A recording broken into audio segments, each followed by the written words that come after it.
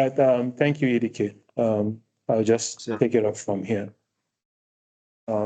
Before I share my screen, all right, I want to welcome every one of us to this session. It's a privilege that I leading this session, and I want to first introduce myself officially to some of us. You already know me during the last conference, and so some of us that are just joining us, I'd like to just provide a little bit of introduction about myself. So my name is Rotimi Afelumo. I'm a tech enthusiast. I've been in education technology for over 15 years. I started first as a core IT network guy at American International School in Abuja, and I picked interest in educational technology and how to the passion to introduce technology into classroom. I remember one of the big projects then was we went from a school of 25 iPads and 20 Mac laptops to 350 iPads to 250 MacBooks. And it was massive. And I saw firsthand how technology not properly being used can lead to deterioration in terms of grades, because the next term, because we rapidly pushed out everything, grades dropped because students were not properly prepared. Both students and teachers were not properly prepared, and that led us through a process that we now decided, okay, before you push out technology, there are three key things that you need to put in place. It's an acronym that I also brought about. It's called ICT. It's not information communication technology. It is I stands for instruction. You need to provide instruction, and that's what this platform is for. Whatever technology you want to roll out, whether to student or to staff, it has to be underpinned by appropriate instructions. So I stands for instruction. Then second thing that we noticed was missing is C, which also stands for content. It is not enough to provide instruction. You also have to curate content. And again, that is one of the reasons why we're pushing this conference forward. Teachers and students have to have appropriate content. And then the last one is also is then technology or even training. You have to provide training. You have to provide adequate training both to staff and to students. So that led to the process, and that has always formed the basis of what I do in everything technology. After working with American International School for like, I think 3 to 4 years, I got an offer where I currently am. I am the head of IT for Raffles Education Corporation. Raffles Education Corporation is based off of Singapore. The group company has 18 campuses in 9 countries, and I happen to be also the group head of IT. So all the IT infrastructure and IT deployment across those 9 countries and 18 campuses, I oversee them.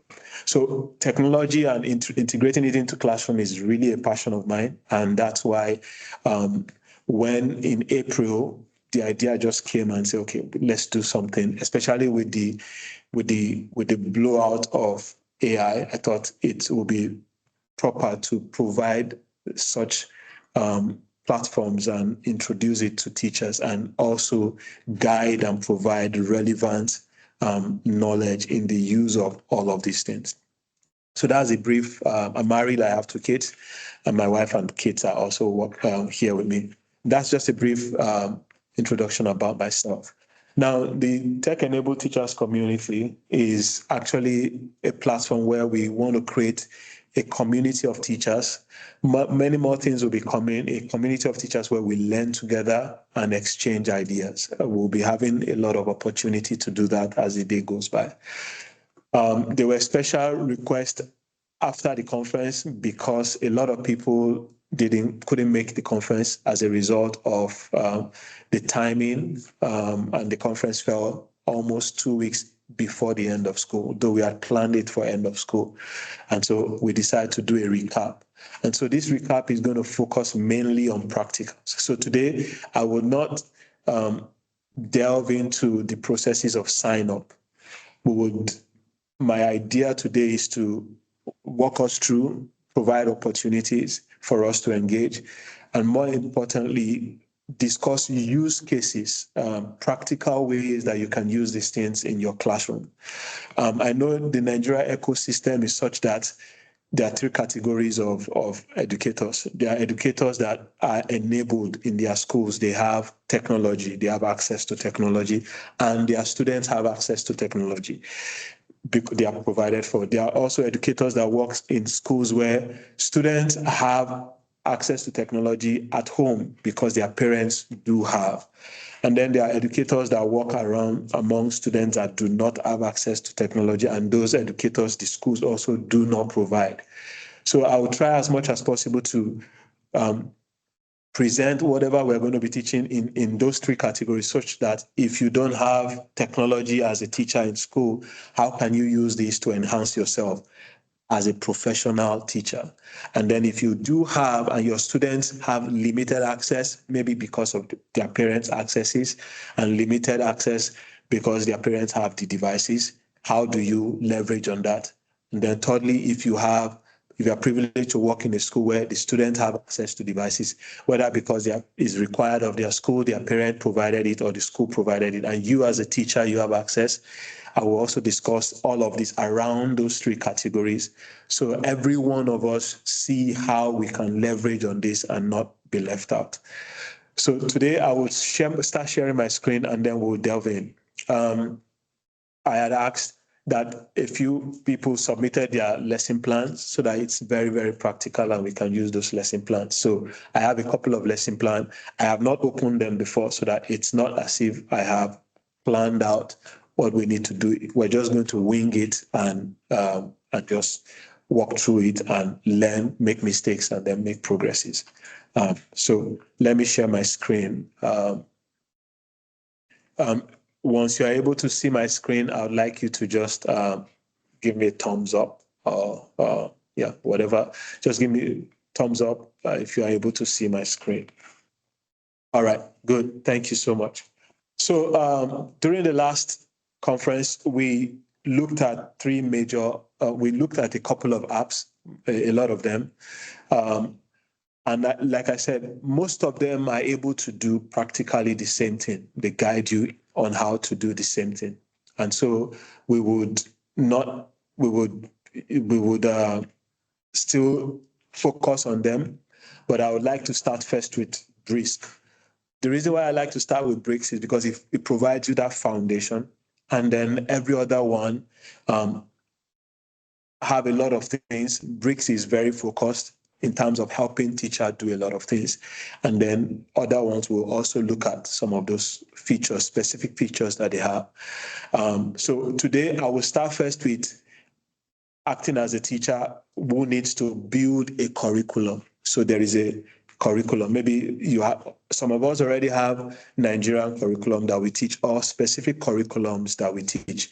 So first I'll start with, let's build a curriculum, a 10-unit curriculum around a subject, around a topic for a subject, a span over 10 weeks or 13 weeks. And then I will now proceed to week 1. What do I want to teach? I will provide lesson plan and look at lesson notes. And then within my lesson plan, I will also break it down. If I have identified high performer, mid performer, low performers in my class, I would want to differentiate so that no student is left behind. That's one of the benefits of AI. It allows you able to differentiate and provide same content, same material, but at different levels based on the levels of your students within your class. So we'll look at that. And then we'll look at some other use cases, creating lesson notes, getting activities. For some time, some of us, we might have textbooks that we use provided for by our school and say, this is the textbooks we're teaching out from. How do you leverage those textbooks? Because now you have to teach from a textbook. How do you leverage those textbooks within AI? We'll look at that so that we form a strong basis and a strong foundation for what we need to do. In the later session, we'll focus on collaboration within a group, within a school. How do you collaborate on AI? How do you leverage AI to do staff training, to even do parent session, and to even give information to parents? We will talk more about that in the afternoon session. So let me start with Bricks. Bricks.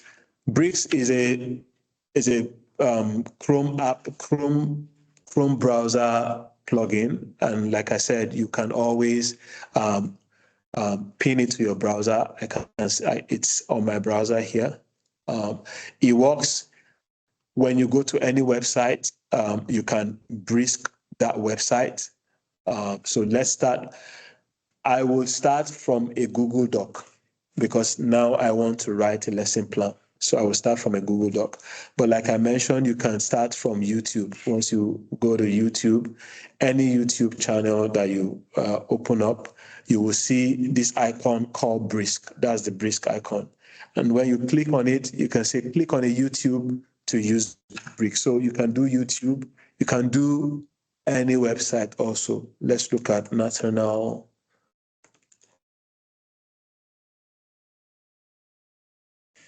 Geographical. If you have any, I'm not.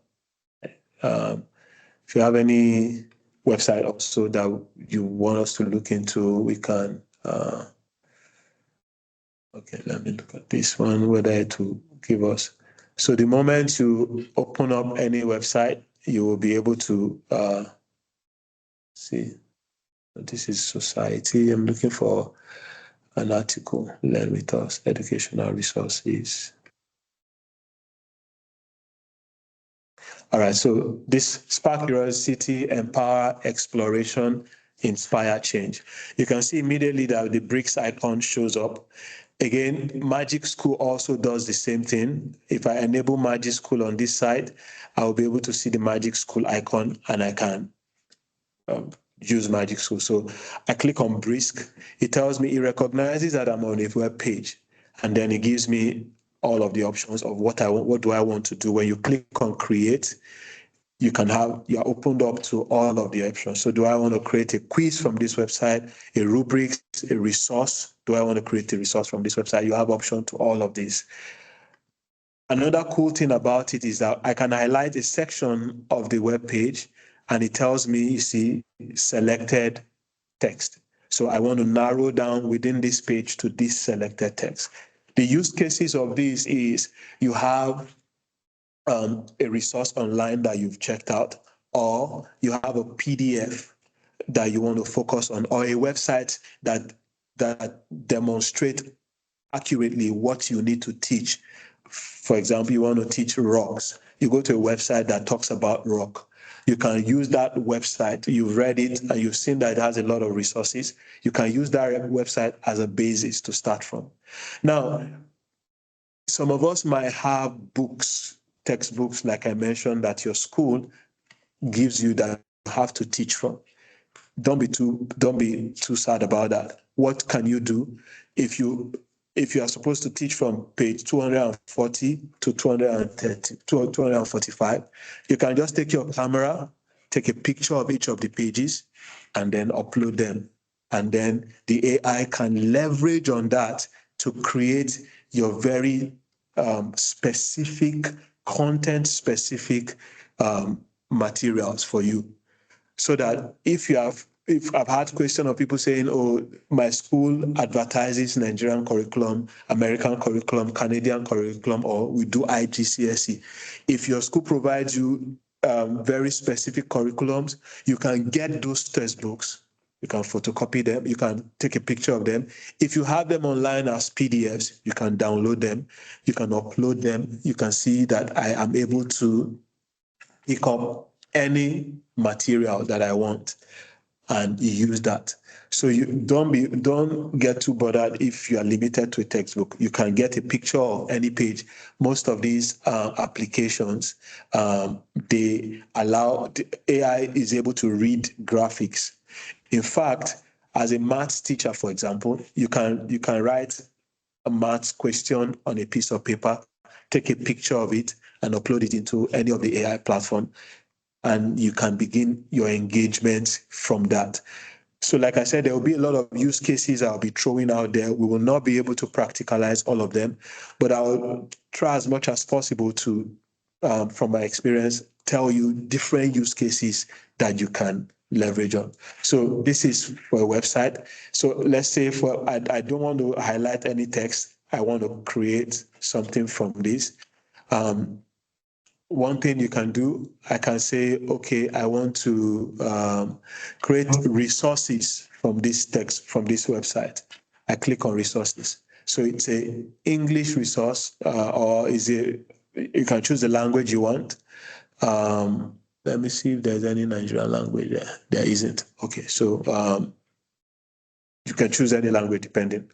So I want to create a resource.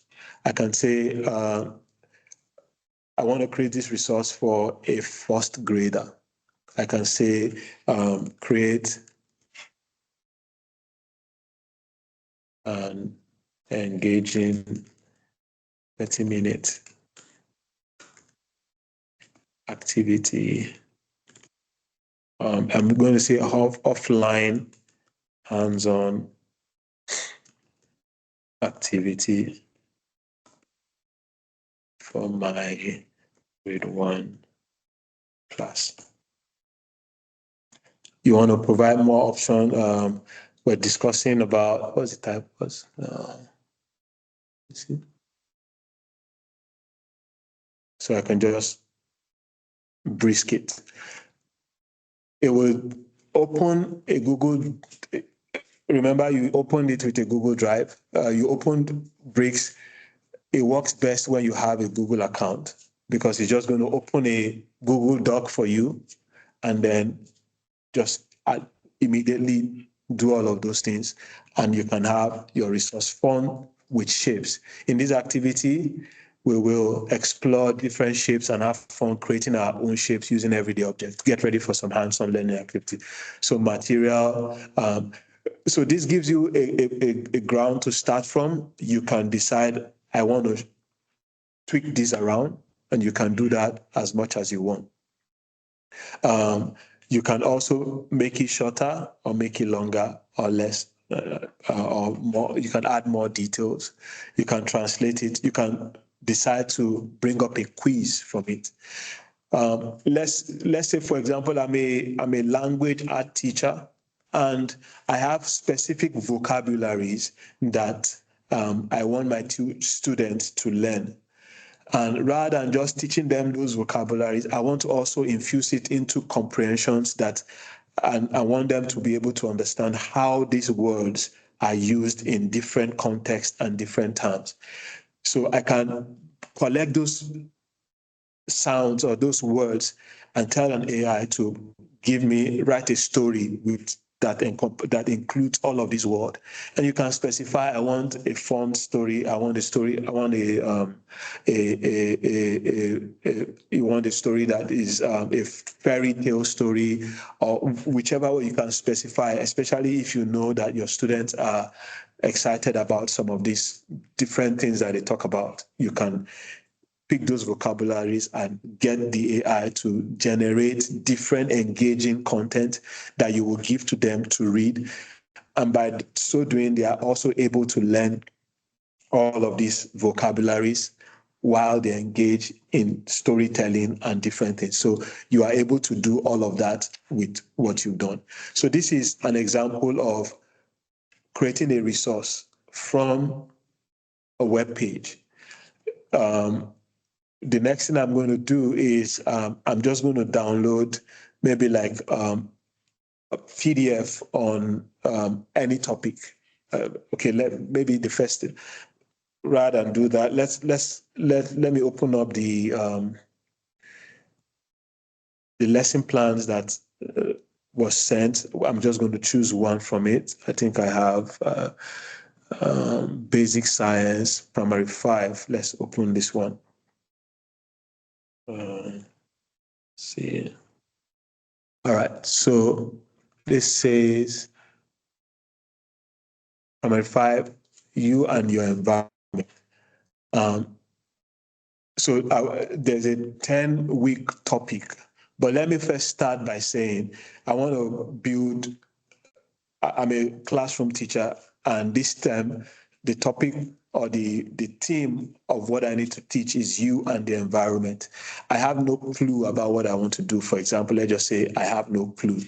Then I can say, okay, I'll start with this, and I will tell the AI, give me a 10-week, okay, the 12-week, 11-week unit on you and your environment, a curriculum on you and your environment, split into 11 units of 1 hour or 45 minutes each, and then provide me another section for revision and then exam questions. We will start with this, and then I will show you another powerful tool that you can use to generate, you can use AI to generate multiple questions that your student can practice online. If your student have access to internet, whether at home or in school, multiple choices that they can use to revise. For some of us, revision is key. You can get them to revise even at home by practice questions, and the AI can design a web page or a web application that will enable the student to practice. It will guide them if they are wrong, tell them the right question. And even if you can tell it, I don't want you to tell them the right question. So we start with this, you and your environment. So let me, I'm going to use Brisk for that too. Again, any of the platform we will go through can do these basic things that I'm talking about. So I would open another Google Doc. I would just call it doc.google. For some of us that this might be a little strange, I'll open my email so that I can go from there, and you can see how that ties into. No, sorry, not this one. You can see how that ties into. All right, so I'll go to my OneDrive on this account. That is the account for the Brisk, and then I can go to my drive. You will see the document we just created. Where is it? Oh, this is, all right. So this is in my own personal account. I didn't want that. So you can see grade 1 resource that we opened. So it puts it in your OneDrive, but I don't want this to be in my my official account. I want it to be in the TTC account. So I'll open OneDrive from here and start from here. So let's say I want to create a document. I can easily create a document, a Google Doc. So this is a fresh Google Doc now. Then this is Magic School. I can click on Magic School and sign in and do the same thing. But I want to Brisk it. So I want to Brisk. What do I want to do? I want to create. Now I want to create a curriculum, not just a resource. How was it?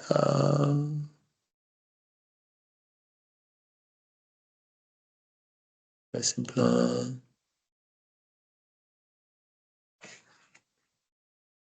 All right, let's start from resource.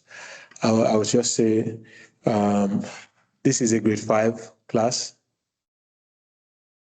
I'll say create a 11 or 10 unit curriculum on the theme you and your environment.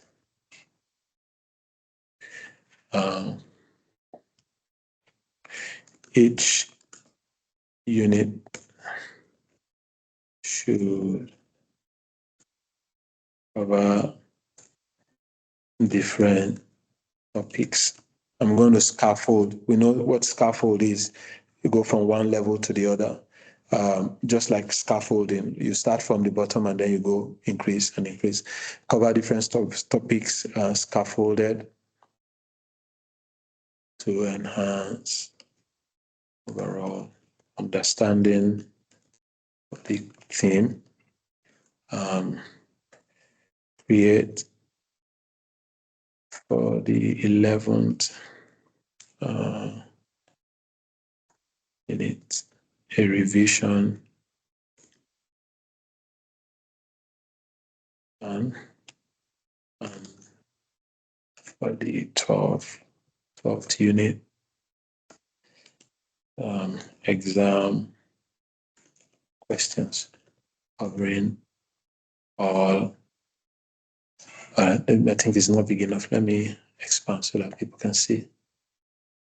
Oops. Okay. So create a 10-unit curriculum on the theme You and Your Environment. Each unit should cover different topics scaffolded to enhance overall understanding of the theme. Create for the 11th unit a revision plan, and for the 12th unit exam questions covering all the 10 units. For my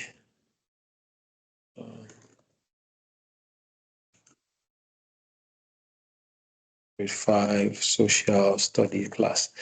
So I can either start from the beginning and say, I am a grade 5 social study teacher, although this already tells it that you're assuming the role.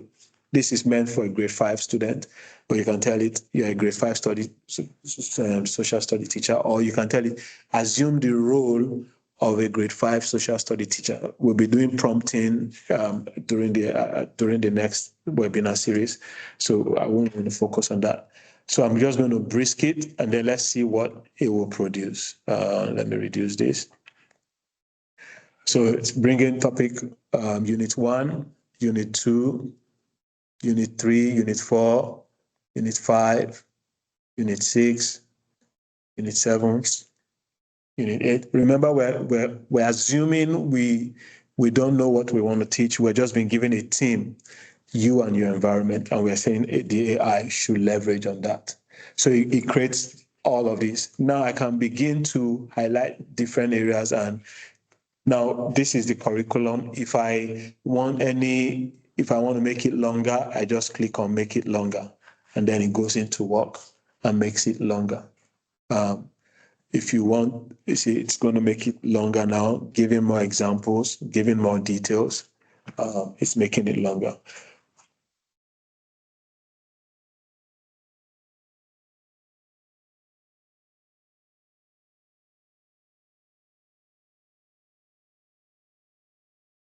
So week 7, week 8, 9. It's going to make it longer.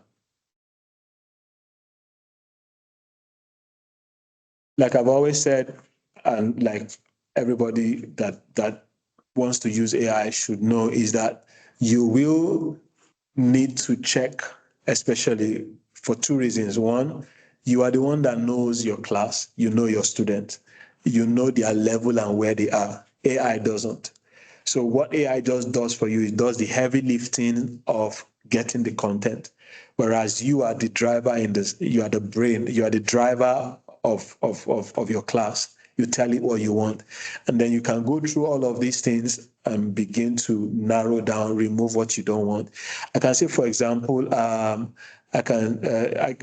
there anything you want me to check? I can say, make all the exam, change the exam questions to multiple choices. Of multiple choices of 5 questions for each unit. So instead of giving me just this exam, I now want it, okay, for every unit, I need 5 questions, multiple choice. And then I brisk it. So let's see what it will do based on that.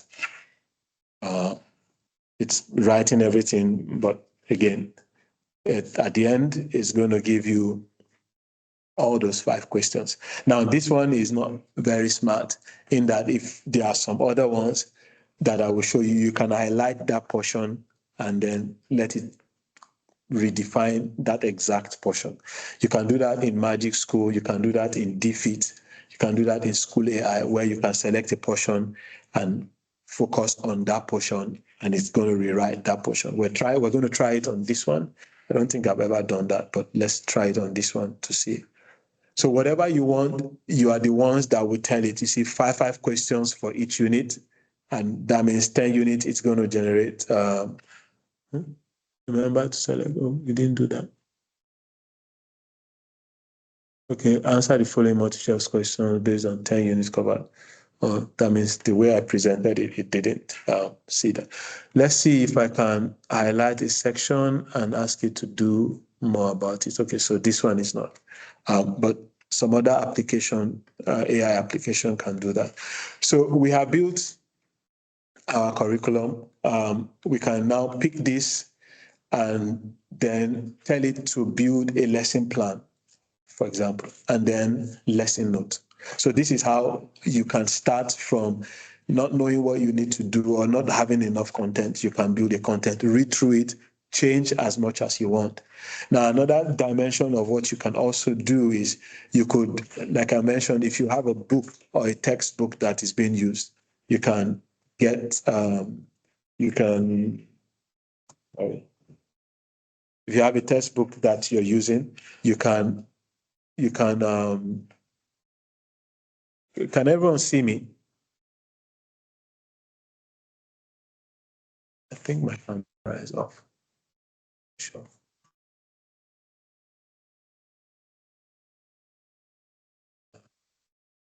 Okay. Oh.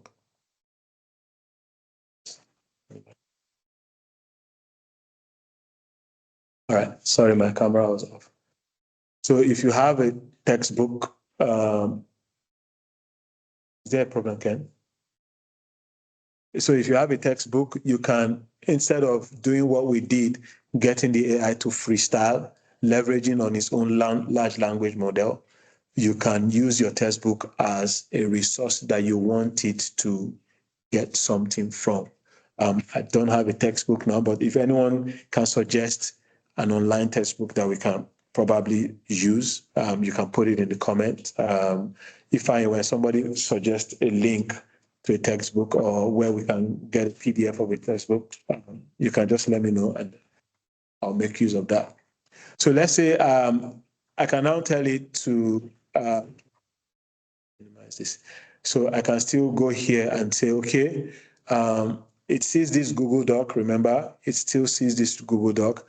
I can tell it, okay, I want to create, I want to change the level. So I have a set of students within my class. Though my class is a grade 5 class, I have a set of students. You see, it says 10th grade reading level. I want to change the grade level to a first grade reading level. So when I change the reading level, this same material will be converted to a first grade reading level. And students that are in grade 1 will be able to read discuss you and your environment at their own level. That's how you are able to differentiate within your class. So you can have top performing student in terms of reading, and then you have low performer. You can, same content, you can get the AI to break it down. That way you are not slowing down high performer to get the low performer to catch up. Neither are you pushing the low performer beyond what they can take at a particular time. So you can change the reading.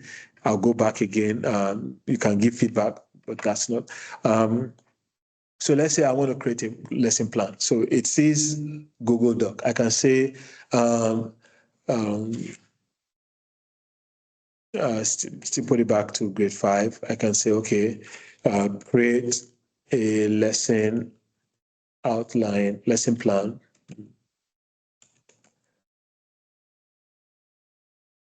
For unit, I'm just going to say unit 1. Add class activities, both offline and online. Then I'll also say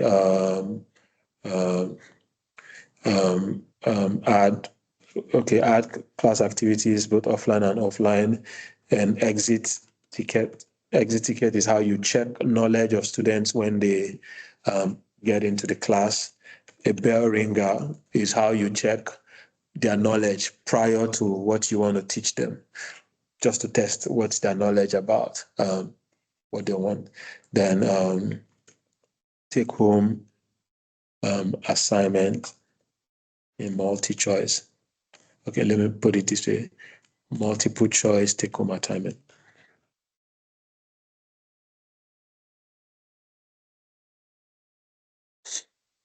All right, so I'm just gonna, so it's not, you can decide the time, it's a 40-minute time, so I'll brisk it. So it's going to work on this document, lesson plan for, okay, see, so it focused just on unit 1. So it gives, okay, material, whiteboard chalk, chart paper, bell ringer. As students enter the classroom, provide each student with a sticky note. Ask them to write down one thing they think is part of an environment and stick it on the board. So that's a bell ringer, an activity that they do just for you to check the knowledge of the students as they come into the class. And that you use to gauge what they are able to, what their previous knowledge of the class. Let's say, for example, you can leverage AI also to flip your classroom where you provide them with the content using, for example, a chatbot. If your students have devices or they have access through their parents, you can use this AI to also provide them with a flipped classroom where you create a chatbot, we'll talk about, and then they can engage with the chatbot at home. And when they are coming into class, you give them a bell ringer that checks their knowledge. After all students have placed their sticky note, review the answer as a class and discuss the different component of the environment. See, that's, you are flipping your classroom already. Let's look at the exit ticket. Distribute the printed handout of the multiple choice take-home assignment. Instruct students to complete the assignment independently and turn it in before leaving the classroom. This assignment should include questions related to the topics covered in lessons, such as identifying component and all of that. So you are able to, and then you see, it also provides you with extension of what you can do within your class. Now, this is we telling the AI to freestyle. If you have a lesson, okay, so we've created a lesson plan. So the next thing I'm going to do also is, all right, let's see if we can create a lesson note for that same unit 1, a lesson note that you want to get the student to work on. Where's my brisket?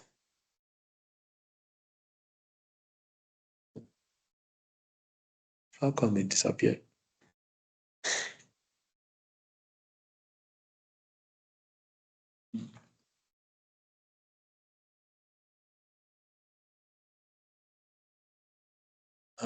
This can read and change the title. Yeah. No. How come? Where did it go to? Oh, sorry. I maximized my screen. All right, so it's here. All right, so I'll go back. Let's see if I can now tell it. Don't, yeah, Pro, get started. Fine.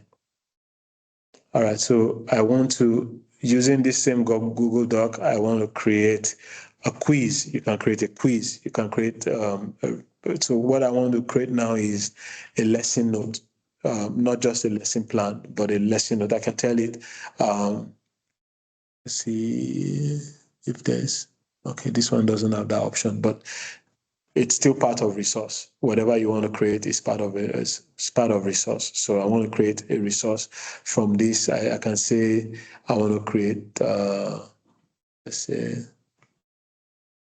example. I want to create a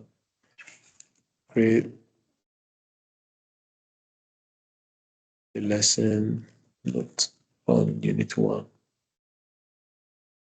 Let's just see. So it's going to create a lesson note.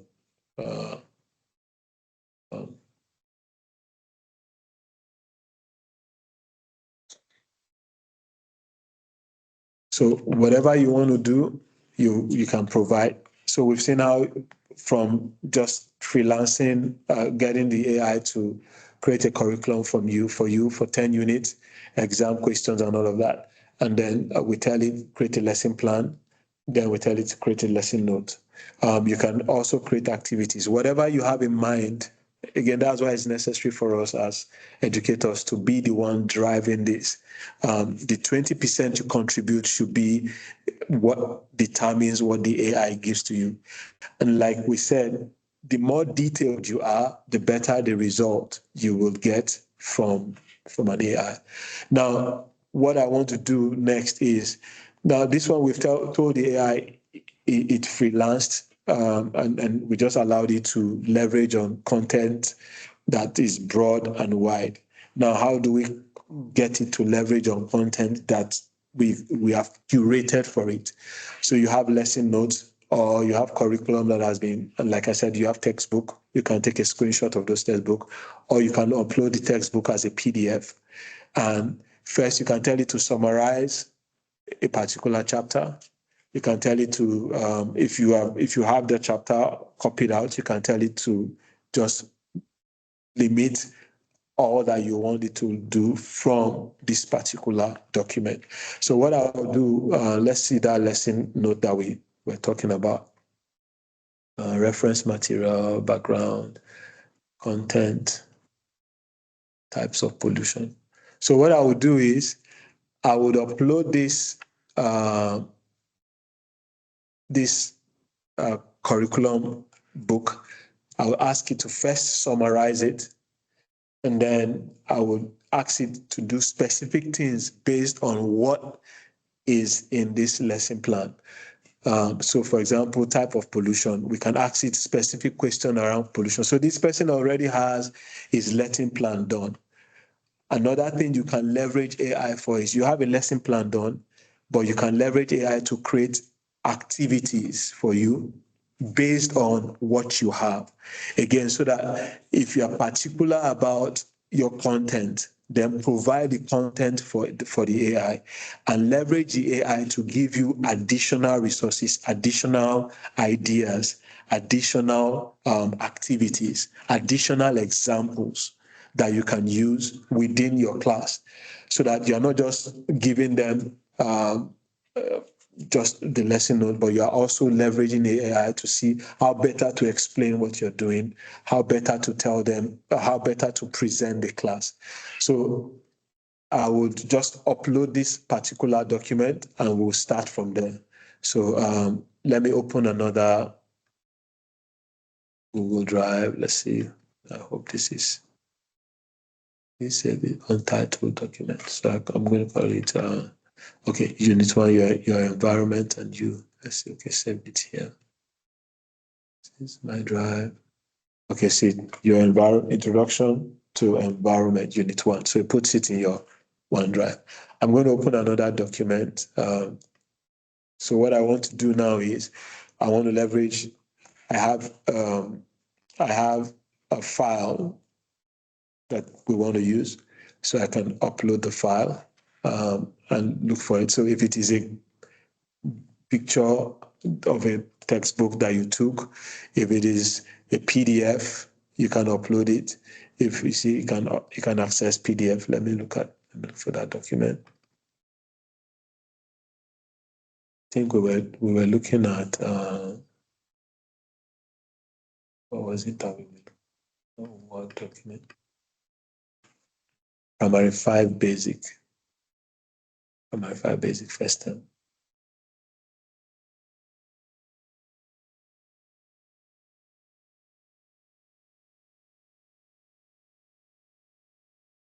Okay. Right, let me save it as PDF.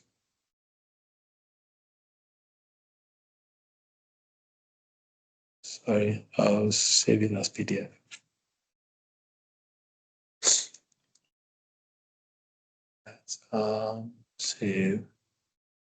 Save as.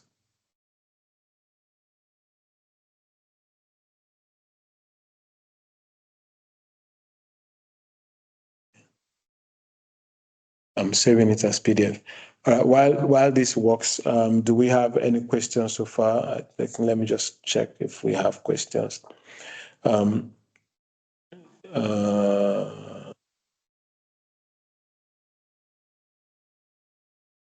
okay. If I do, we have any question? If I so far, do we have any question? EDK, do we have any question?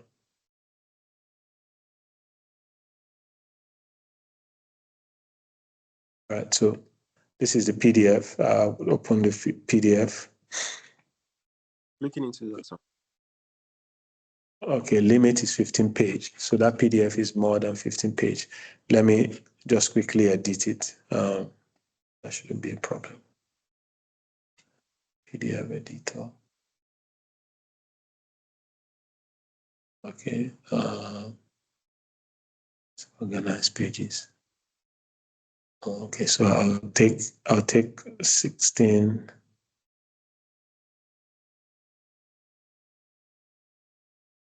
I'll just remove the last 4 pages.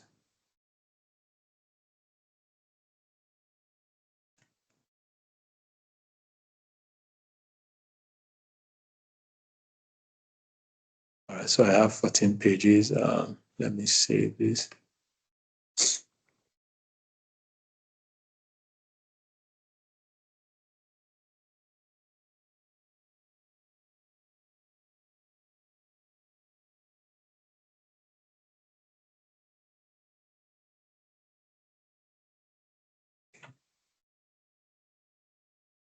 All right, somebody, Glory, I think, raised their hands up.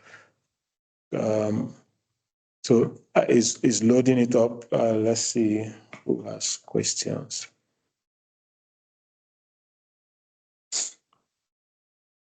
If I and EDK, please just check those that have questions that have their hands raised up. We can unmute them and then we can talk. So you are seeing the PDF. You can see the PDF. So what I want to do is I'm going to ask you to create, let me open the file so that we see what we want to do first before we go ahead. So first of all, I'll ask you to provide a summary of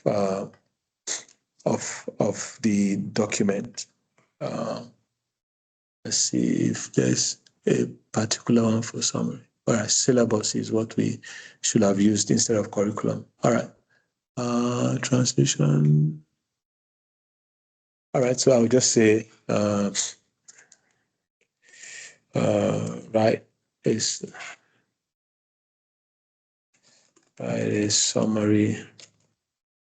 Yeah. In list subsections and bullet points.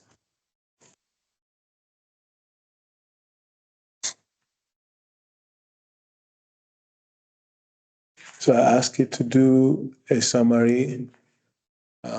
The document discusses the pollution subsection. See, so it's a 14-page document, and it's providing us the summary. I think it's still hooking up. It provides us the summary. We deleted 4 pages already. So it provides us the summary. Then I can now say, all right, for you, there are different units. Let's see this spreadsheet. So let's focus on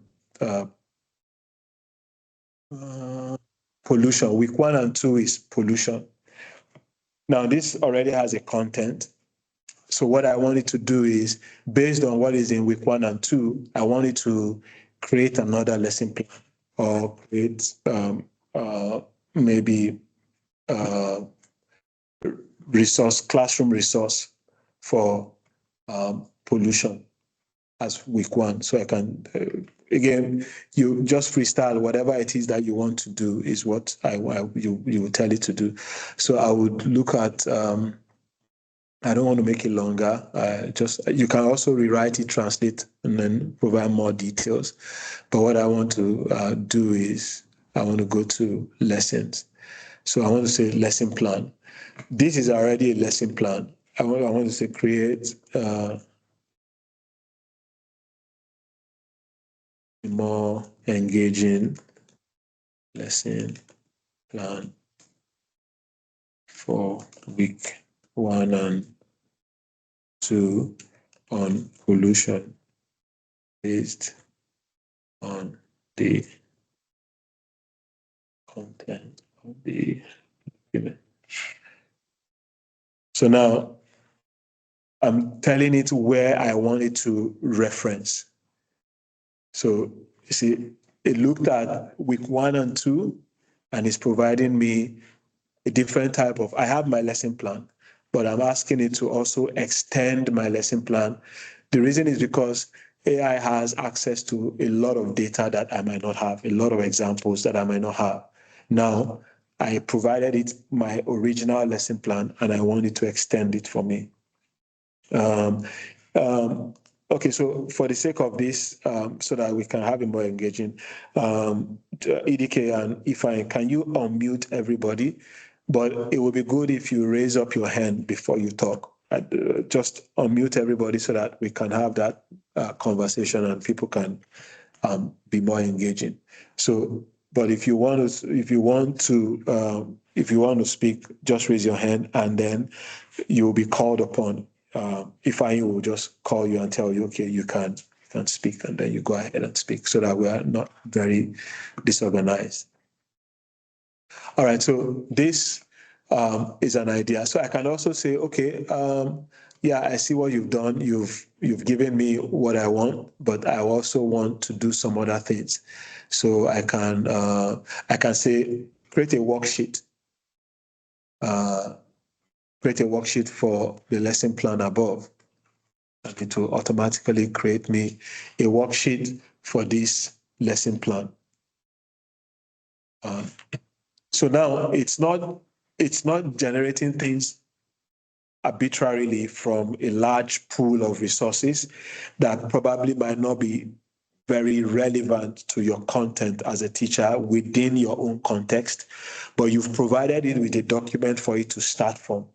And so now you are leveraging what it can do with your own agent, what you supply to it, and it's pulling resources from that and then referencing that to give you what you want. So I have a worksheet. I can make it longer, I can make it have less details or more details.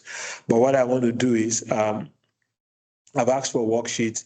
I've asked for, I want to now ask for maybe depth of knowledge question. Depth of knowledge is what you use in gauging how deep student knowledge is. Or I can say what math, what problem, but this is not a math course. But I want to look at exemplar. Give me an exemplar based on this. Create an exemplar about this PDF. No, not about this PDF. I'm going to say about pollution.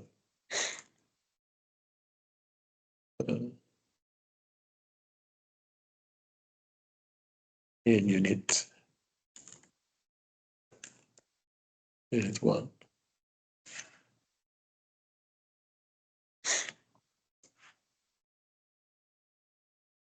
Then it gives you see, I'm still telling it pollution, unit 1. It's still based on unit 1. Now, so we've gone from curriculum to lesson plan to lesson notes, lesson activities, worksheet. Now, where worksheet becomes more beautiful is defeat. Again, if you have not known about this AI, please go to our YouTube channel, watch the conference day 1 morning session 1 and 2, then 3 and 4. You'll see most of the AI tools that we sampled all through the conference. Defeat is where is very good. This defeat and perplexity gives you worksheets. If you want to play around with worksheet, especially if you are in a school where you have access to printing, defeat is your friend. It creates printable lesson materials that you can use. So we'll go to defeat, but before we go to defeat, I want to show us something that we can always use. Like I talked about revision. So During the last conference, we also talked about one application called Claude. It's the same thing, like it does the same thing like ChatGPT. If you've been used to ChatGPT, Google Gemini, and Microsoft Copilot, you should try Claude. It's very, very, I think is rated as one of the best now in terms of what it can do. And I'll do a demo of what this can do. Now we've talked about pollution, right? Pollution. So let me see if I can save this document. Maybe the one that we did is you and your environment. So I'll save this introduction to you and your environment. I'll save it as a PDF. I'll download it as a PDF. I want to do something with this. I'll download it as a PDF. I'll go to Claude. And what I want you to do is I want you to create an online revision platform where students will have access to, I can tell it, okay, create 100 questions, 100 revision questions based on unit 1 to 10 on you and your environment that we just created. Create 100 revision questions. And I'm going to tell you that at every point in time, it's going to be drag and drop questions. You can do multiple choice. I will also tell you that, tell the students when it is wrong and when it is right. Don't give them the answer, but just guide them. And also, every time they go, select 10 questions, random 10 questions. So it's not just going to give them the 100 questions. I want you to give them 10 random questions out of a pool of 100 questions. This will create a link that you can give the students and they can go home, and I will also give it to you now so that you can try it out. So, but that's one of the good things that Claude can do. So you can add a content. So I'm going to pull up that PDF that we just downloaded. This is a PDF, right? So I put the PDF here. So let me see. Sorry.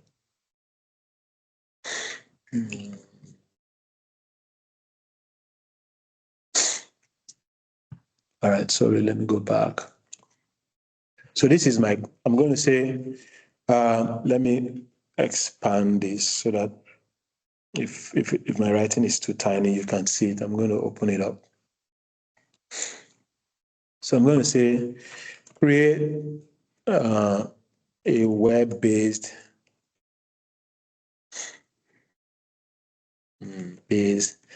drag and drop. So you don't know anything about programming. In fact, you don't know anything about programming, but you are going to create a platform, a functional platform with what I'm just about. I can't build this as much as I dabble into programming. I also can't build this on myself. But let's see what this platform will do. Create a web-based drag and drop question. Okay, create a web-based 100. Create 100 question web-based drag and drop quiz, a revision quiz.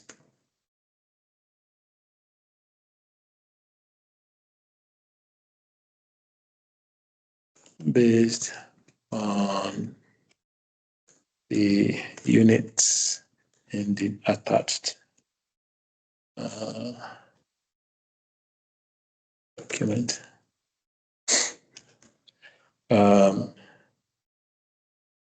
Congratulate,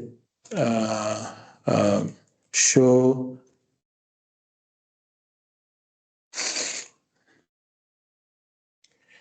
the correct, no, okay. Don't, when you create 100 question web-based drag and drop revision quiz based on the units for my 5th grade class, for my 5th grade social studies class. When the student gets a question right, wrong, the student gets the question wrong, provide an explanation. Okay, no, explain the concept. Explain concept. Do not provide the correct answer. If the student gets it right, provide. Oh, huh? Hello? If the student gets it right, can you still see me? Provide. Yes, sir. Yeah, further explanation.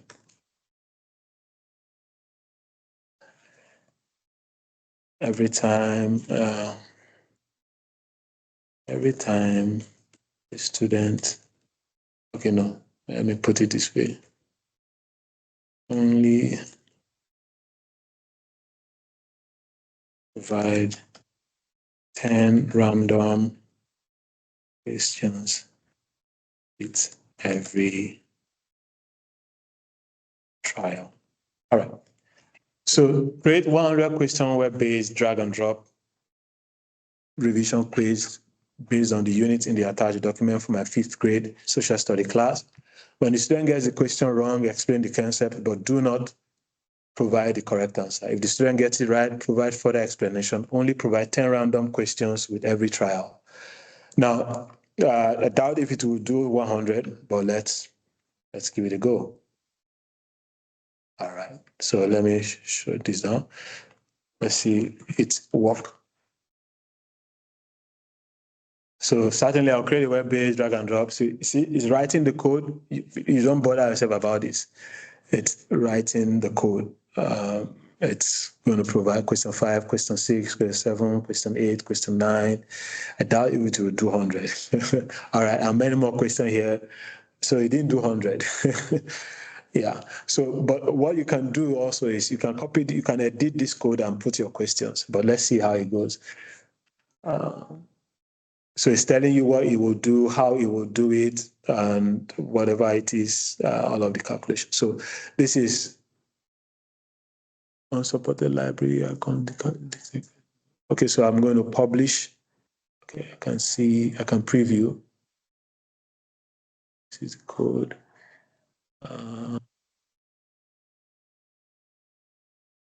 Oh, yeah, cannot render.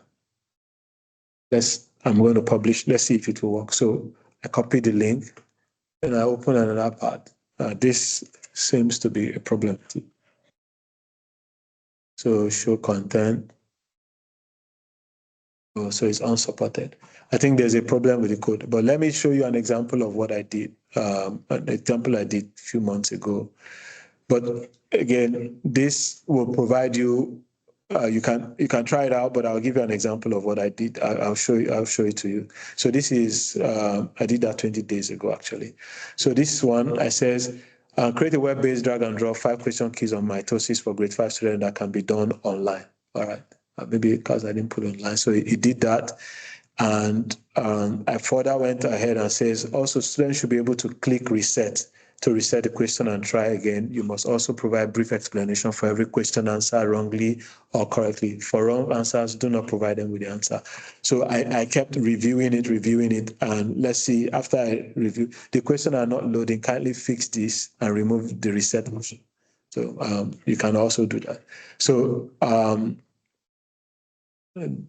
I publish this. Let's see if this works. I publish and copy link. Link copied.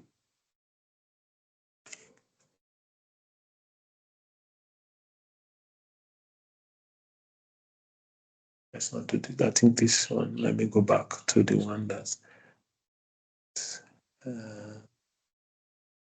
right. See this. Okay, so this is one that works. I'll publish and copy the link. Okay, let's copy the link and let's do this one. So this was just for mitosis and meiosis. So this is it. What is the first phase of mitosis? I'm just going to answer randomly. See, you put the answer. So keep tweaking it, generate your questions based on how you want it. And if you want it to be multiple choice, I chose drag and drop because I just wanted to play around with it. So I want to check my answer. It tells me the first phase of mitosis is when the cell during this phase is the first phase of mitosis is when the cell prepares for division. During this phase, chromosome becomes visible and nucleus envelope starts to disappear. So it just provides the answer even when my questions are wrong, and if my answers are right, it lets me know I'm right. So this is one of the ways also you can do revisions for your student. You can give them the link, they can take it home and they can keep practicing. So if it allows you to do more than 50 questions, or you can do questions based on each unit. But this is one thing that Claude is good for. You can write programmers can write code. You can build whatever you want to build based on this. You don't have to have any knowledge of coding, and you can do a lot on the website that you want to do. Let's look at the first one I generated and see. Okay, so two identical. What is the final result of mitosis? Two identical daughter cell. Let me just. I think I get that right. Check answer. So you see, you got one out of 5 correct. If I do anyone wrongly and I check, it's probably going to also provide me with the explanation for that one. The first one didn't have that explanation part. It's the second one that does have. So let me see if I say two identical cell, and then I go here, and then I say check result. See, so the one that I got right is right, correct, the end result of this. But the one that I got wrong, it provided me with context. Even the one that I got right, because I told it to provide context, it also provided context. So Claude is able to do that for you. You can also try ChatGPT. Claude allows you to publish and then send the link and people can practice. So this is one way you can do revisions, and not necessarily revision in the classroom. You can give students the link to practice at home. Again, for students that have access to devices and to internet, whether through their parents or whether they have their own device. So this provides you with the opportunity to do that. Now, everything we've done on this one, we are also able to do on DFIT. So let's go to DFIT. DFIT is where we want to create lesson resources. So for DFIT, on Brisk also, maybe let's look for a YouTube that teaches on environment. Grade 5.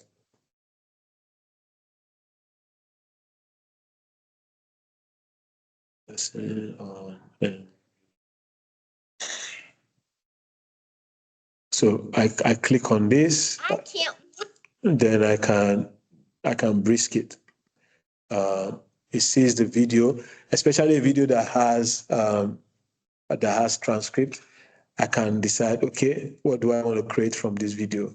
It's loading. You can see it is trying to learn about the video. I can decide I want to create a resource, a lesson plan. Everything that we've talked about, you can create from this video. So I'm going to just create a quiz from the video, create a quiz about the video, create a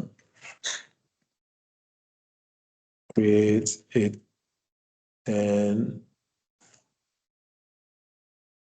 question multiple choice quiz. And you just brisk it. Again, you open it up in a sheet and then just gives you based on the video. So when you send videos home to students, you can get them to watch the video and then you create questions and answer based on that. And you see, provided the answers to the questions too. Whatever we've done, you can do and leverage on videos. You can do and leverage on articles online and all of that.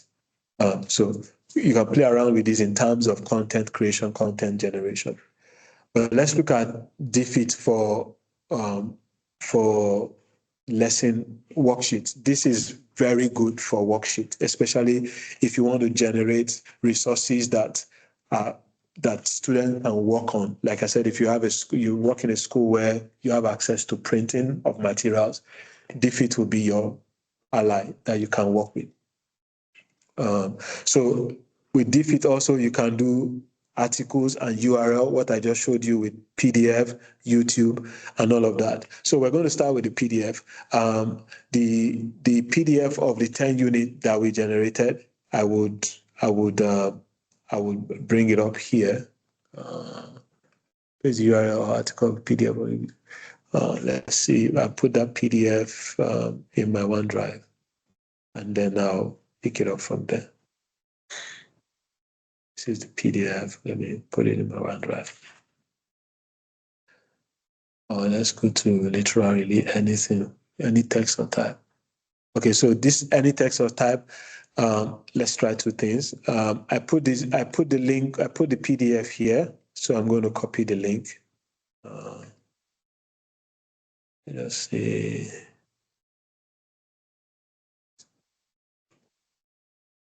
Share. I'm going to copy the link. Say.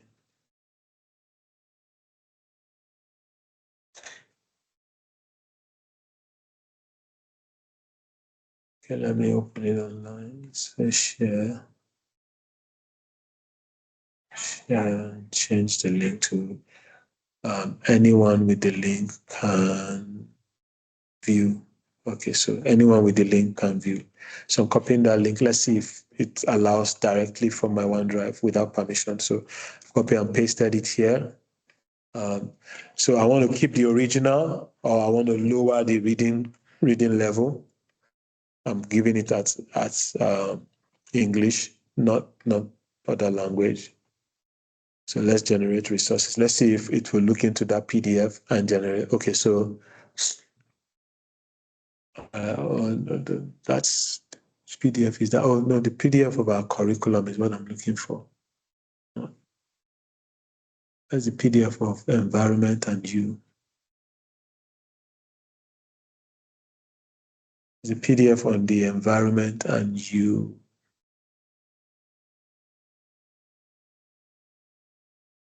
Okay, so it's this one.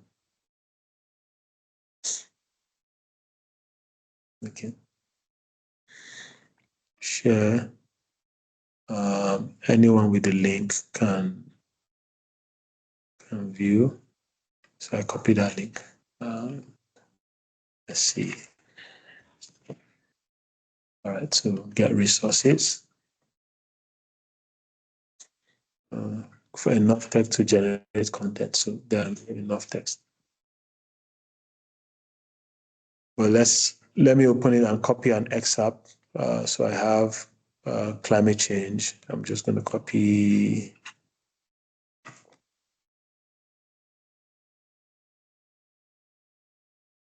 All right, let's see.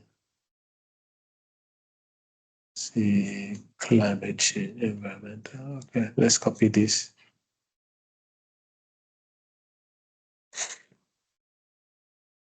And see what any. Copy this. Then I'll generate text. So this also works with PDF, work with websites, and all of that. See, it immediately created images. You can choose any of the image that you want. This is the original text. You can, it keeps it the way you want. If you want to change the level, you can do that already. You can also edit. This gives you the opportunity to edit. You see, add summary, unlike DFIT, where it will always reproduce anything. But here, you can edit every section as you want. You see, you can also always edit every section as you want.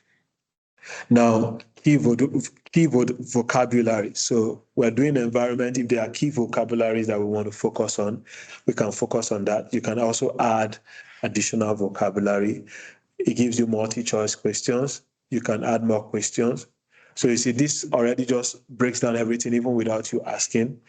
Short answer question, open-ended questions. So you can leverage on any of those. You can also add prompt to add additional, how many do you need? Open-ended. I can say, okay, I want four open-ended. And so it's going to generate additional open-ended questions. It does that. I can add questions by myself, maybe yearly depth of knowledge question, and then comprehension. I want simple reasoning question. I want 4 more. Get questions. It's going to add it to it. So once you have done, you're done preparing all of this, then what you can do is just to go ahead and then get student activities. So you can choose which activities you want to choose. Then you get student activity, discussion work, you have reading summary, or you have bubble map, class activity, vocabulary practice activity, Google form quiz. Based on all of these things that you just made, you can choose which activity you want, printable docs, so you decide which activity you want, and then you can now create any one of them or summarize learning activity. What I learned, key vocabularies. So this gives you a lot of options for worksheet. Another thing to note about this is that whatever worksheet it gives you, you can still go in and edit those worksheets, add more, take out some before you eventually print them or add them. So you have a lot of options of worksheets. So let's say I want to do just writing strategy. I click on writing strategy, and then I can, okay, concrete details 3. So you can get this either in PowerPoint, PDF, or in this other format. I can customize activity if I want. So I can change any area of the activities that I want. So I can always play around, export this session, change open-ended activity in this session. So you see, I'm changing the open-ended activity in just one particular section. I want it to be reflect and discuss. I replace the resource. So you see, I've replaced that area. I want it to be where student would discuss. So you can do a lot of things with, especially in terms of lesson, in terms of resources. You can get a lot of resources from DFIT. But everything we've done on Brisk, you can do here, and you can get more in terms of resources from this area. So that's one very good thing that DFIT does for you. DFIT just means differentiating. It does that for you. I'll go back to, if you click on my resource, you will see the things that you have done before. You can see them, and then you can reuse them. I'll go back to start new. The same thing we did, the same video we worked on. I'm going to copy the link to this video. The other one, we use it to get lesson plan and lesson note and all of that. Here on this learning about climate change and environment, I want to get activities and workbooks. I can copy and paste the link here, and then I can generate resources based on that link. I can generate lesson plan, worksheet. So we've generated lesson curriculum, we've generated lesson plans, we've generated activities, we've generated exemplars on that. But now we want to generate worksheets based off of climate change.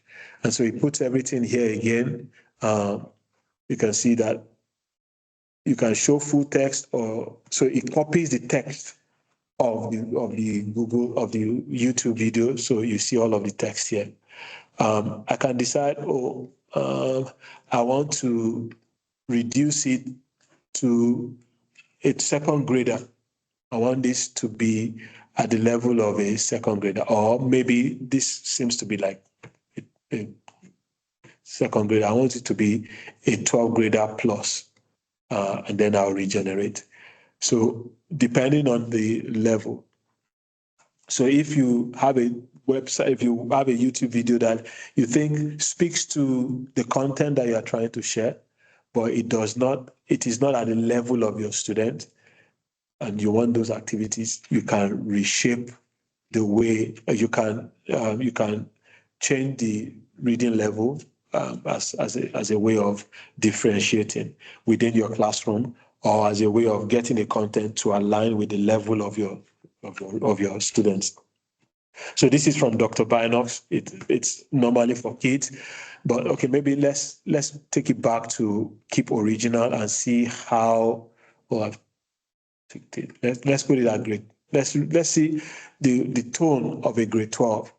The world is experiencing a dramatic shift in climate and a phenomenon known as global warming. See, the way it phrased it, because you're tailoring it to a grade 11 student. But let's put it back at grade 2 and see how the content will look like for grade 2. The same concept, and we're trying to reduce the reading level, and we'll see the difference now.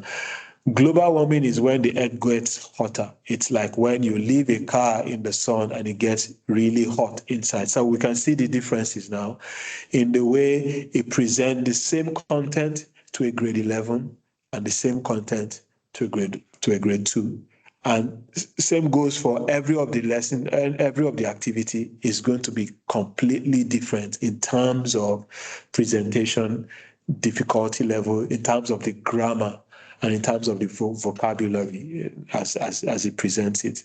And you can see the quiz. What makes the head get hotter like a car in the sun? Burning oil and gas, using energy-saving bulbs, walking or biking, turning off lights. So it just tailors it to the particular set of students. This is also good for differentiation within classes that you have different levels of educators. You should be able to also do that. So you can create a quiz directly. You can export it to printable or to docs or to Google Doc directly. Whatever activity you want, you will be able to do that. So you can see all export options. So if you want text analysis, collaborator, critical thinking. So I want critical thinking, and then I want to format it. Is it workbook or slides? So workbook and slides. I selected critical thinking, and so it's going to give me different things that I can do. So let's look at, okay, this is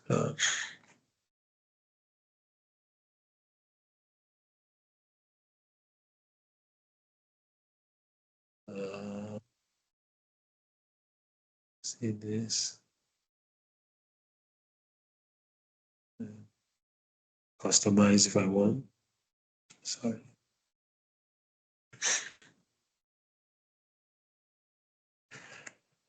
So that's what DFIT does, in that it allows you to be able to do all of those. So from the lesson plan we took about your environment, we were able to create directly from AI without narrowing it down to our own content. Then we move on to using our own content to tell the AI to limit the scope or expand and extend the things that we have provided for it.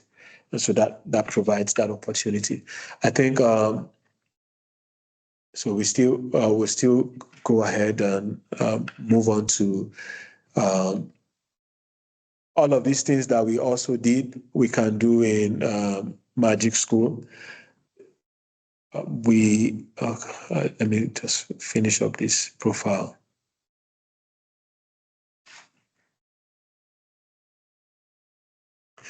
So Magic School has a lot of tools that you can leverage on. These tools have been behind them. They've curated and told the AI they've filtered out anything that is not very relevant. So everything we've done and showed across those other two platforms, we can also do here. But this also gives you a lot more tools for you to work with as educators. So if you want to do planning, you'll be able to get planning here. Hello? Come on.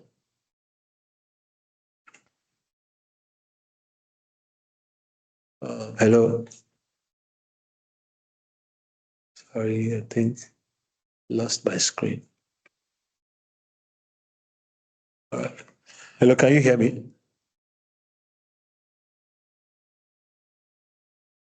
Can anyone hear me?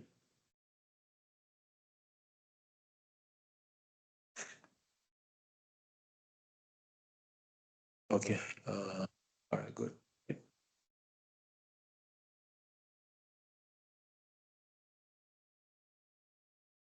Sorry, I think my internet. Magic school.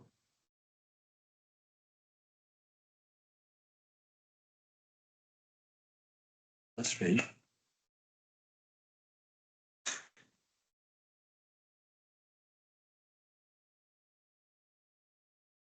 Okay. I think I need to.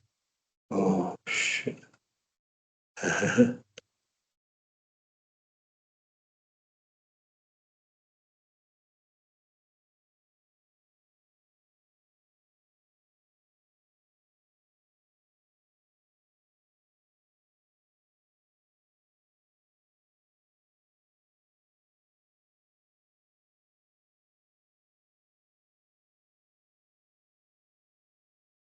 Okay.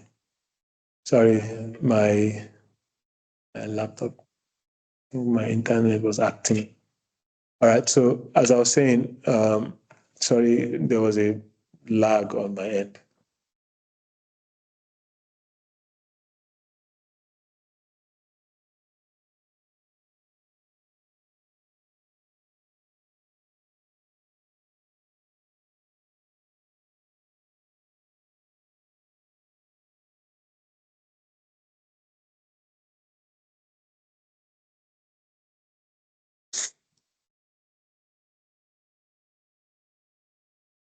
Okay, sorry, my internet is just dropping off.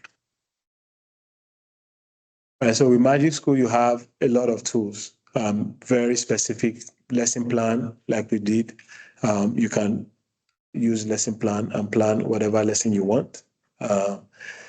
This also breaks it down further for you. You can actually speak into it to tell it what you want it to do if you don't have time. But if you don't want to chat, you can speak to it directly and say, okay, let's say, I'm going to say, create a lesson outline for a topic on you and your environment for grade 5 student.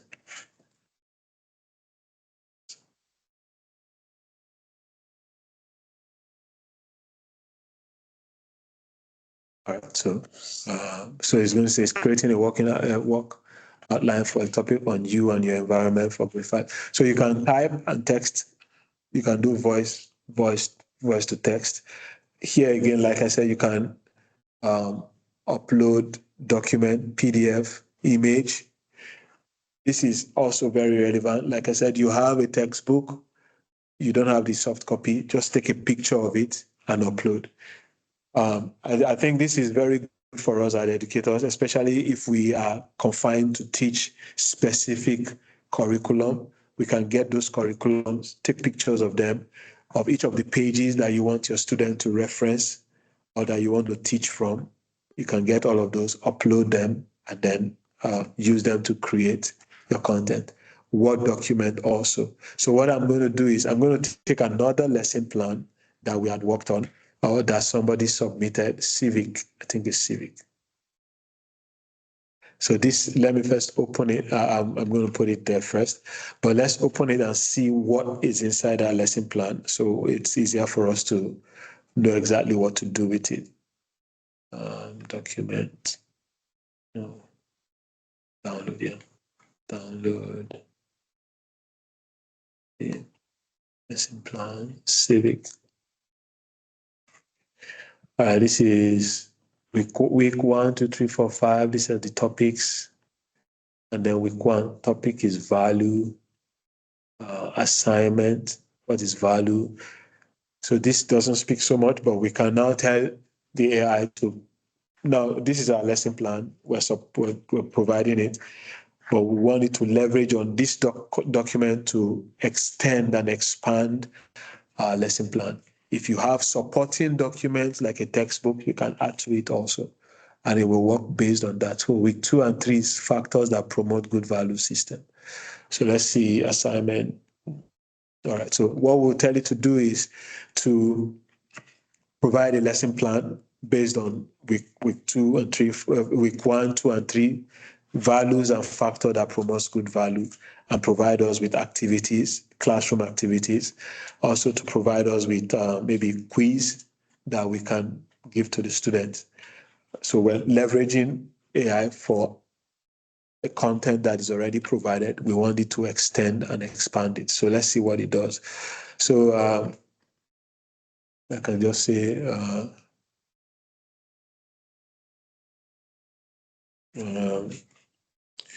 create additional a more practical lesson plan with examples and activities for week 1, week 1, 2, and 3 on topic value. What's the other topic? Factors that promote good value system.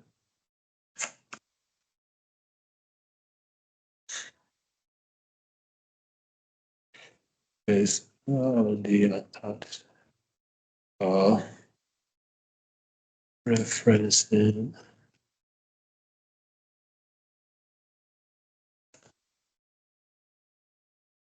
attached document. So if you have schools, is it aligned to IST? If it's not, you can select it with your, let's see. Okay, so any standard nation, but let's say Nigeria. Curriculum. Let's see. Let me generate. What did you say?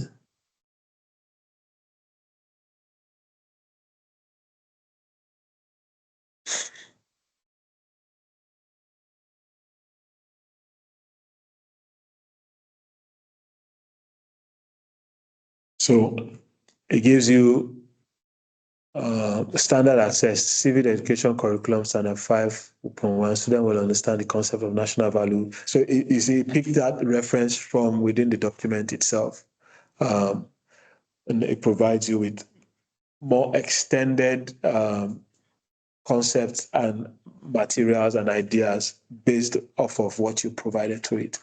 And so my advice would be the use cases that I see mostly is when you have what you, at least as a teacher, as an educator, except in schools where you are given free hand to do whatever you want to do. But if you are teaching within a confined and a specific set of curriculum, best thing is to take off of those curriculum, put it in the AI, and then go back and forth with the AI until it tailors something to meet to hit every basic point on your curriculum, and then provide an extension or an expansion of what you want to give to them so that the student have varieties of ideas and varieties of knowledge to engage them in. So you can see all of this. Then you can take further actions and say, okay, I want to get more questions from this. I think at the conference I spoke about how you can custom. You can say, okay, I want this to be. I want you to. I want to create. This. All right. It's paid version. Let's see. I can create questions out of this, multiple questions. So my trial has expired. I need the paid version to do all of those additional actions, translate, summarize. So all of these are not there. But you can just, instead of you doing this, you can just tell it to create a quiz by just directly typing into it and tell it need to create quiz. Whatever you've done before, you can always access the output history can always access what you've done before. This is what I've done before, so I can edit it. This is preview. I want to work on it.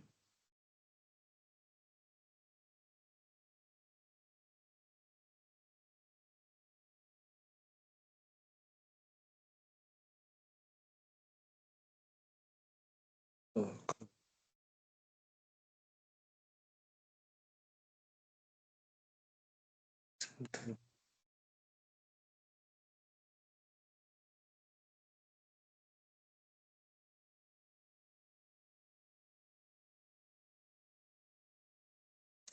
All right, so I can hear a lot of the features are locked. Yeah, did. Okay, I opened this long ago. This is a personal account, not my school account. So you can also edit your prompt to speak more to it. And to be able to refine, you can keep refining this.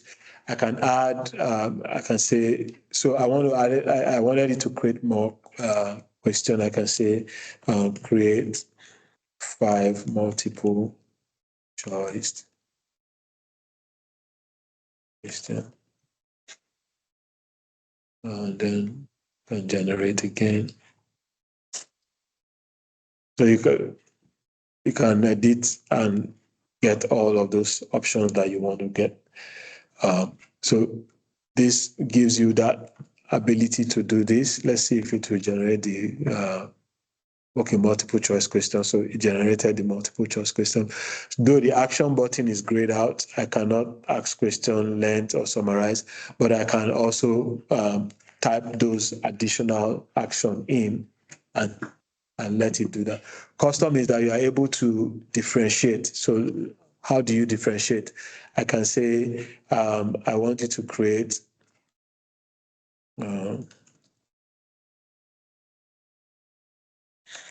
outline for 2 categories of learner.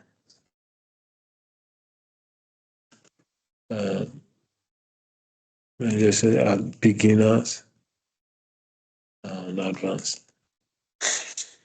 Then you just generate. So it will create 2 categories of lesson as assessment and outline for 2 sets of people. See if it does that. Close the extension.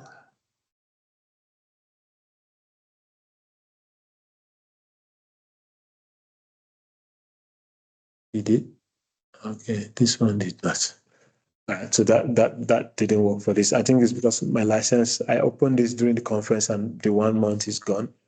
So Magic School can allow you to do that. The same thing goes to School AI. It does the same thing. So let's just explore a little more on the tools for Magic School. You have a lot of tools. You can generate image also directly from this, and you can add those image to your materials that you've generated. Once you've generated a material, you can copy it and say you want to. Okay, so let's see this one.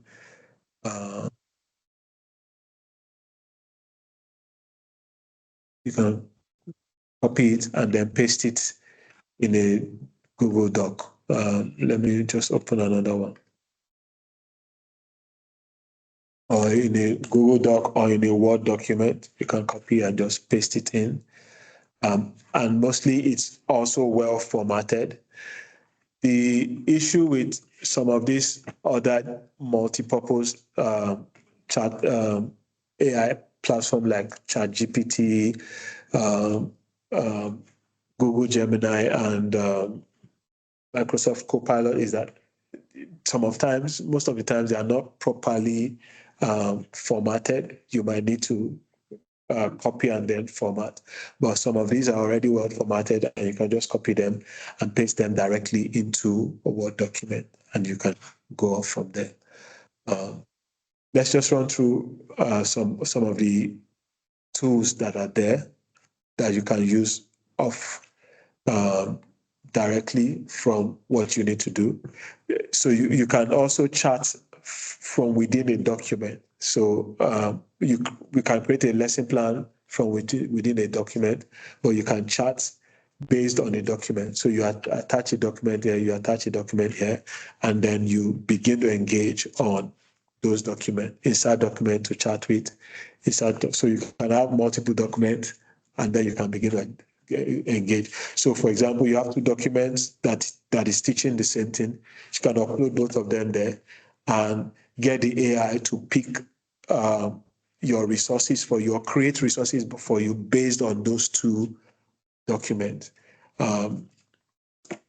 This is good also if you have multiple resources that you want to pull from, whether it's PDF or Word document, you can attach them and then engage the AI to create a lesson plan from both, or to create a quiz from both, or to even summarize both and blend all the content together.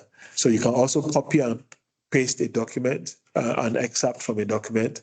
You can also a paperclip icon that you also want to chat with. So anything you want resources, you can put it here. Most times the challenges we have is that these things are not necessarily out for us locally. But no, we have the opportunity for us to be able to get our own resources, upload them, and then have those conversations based off of those resources on itself without going outside of our own resources. Lesson plan generator is there, academic content. So you want to write a professional email, you can also write. We were trying to generate unit from defeat from bricks. This is where you can generate unit plan. You can plan out your unit, generate a draft unit plan based on topic, standard, objective, length of units. So you have a unit, you already have some of the materials, you put it there.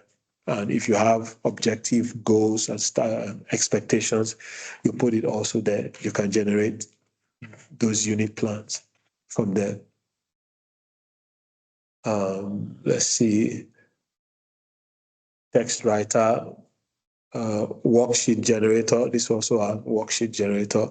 You have text summarizer. You have a huge document you want to summarize. So this provides you with a lot of resources. Again, we're focusing on how this helps teachers, not necessarily delving into how it helps students, but the focus for today and even during the conference was how these tools can be of help to teachers to reduce your workload and to make you do things faster, and also open you up to a lot of opportunities to get resources. Generate guidelines, questions aligned to a YouTube video. So again, most of the things you did that we've run through, you can always do it here. That's why I don't want to go over explaining them again and again. Multiple explanation, math story to word problem. So just go here and do as much as you want with as many of the tools that are here that you want to leverage on. You can generate song, you can generate jokes, teacher observation. So all of these tools are here for you to engage with. They also on Magic School, it's also narrowed down so that you can leverage on different, you can categorize them. So for planning, you go to planning, you see everything that has to do with planning. Content creation, you see everything that has to do with content generation. Then questions, also multiple choice assessment, worksheet generator, YouTube questions. All of these are there for you to leverage on. Intellectual recap, student support. So for some people that teach special need, this is very good for you, where you can generate individualized educational program customized for specific student need. You will be able to get that from here. Text leveler is one thing that is also good. You have it text. We've used that also in Defeat. We've used it also in Bricks, where you can get an article, put it there, and then get it to level the text to the level of your student, and you'll be able to engage with them. So you can, from the same content, you can rewrite it for kindergarten to year 13, depending, even to university, depending on what your students are, which level and which category your students are. Communication, if you want to quickly write emails, all of those options are here. Community tools, image generation.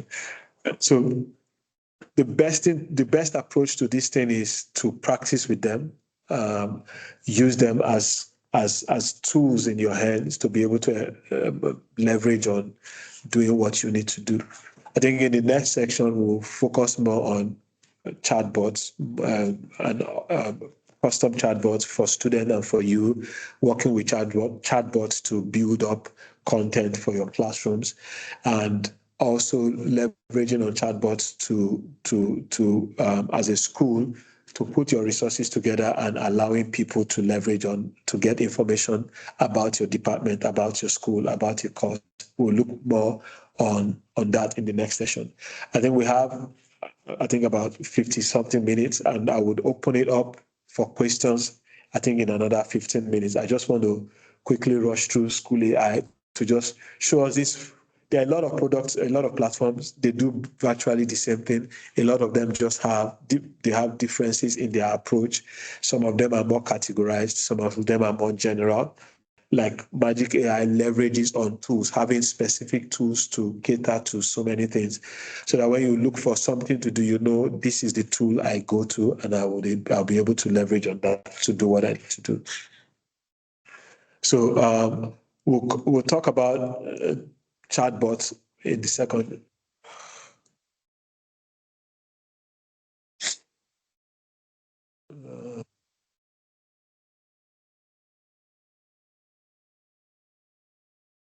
Hello? Okay. Oh, sorry, I dropped off. We'll talk about chatbots in the second session, and then we'll move on to. All right. So for School AI, it's the same thing. You go to tools, you'll be able to see a whole lot of tools: lesson plan, worksheets, multiple choice, rubrics, jokes. They all do basically the same thing. We used syllabus last time to generate. We used a curriculum, they call it syllabus, to generate an outline of courses that you want to teach across months or days or years.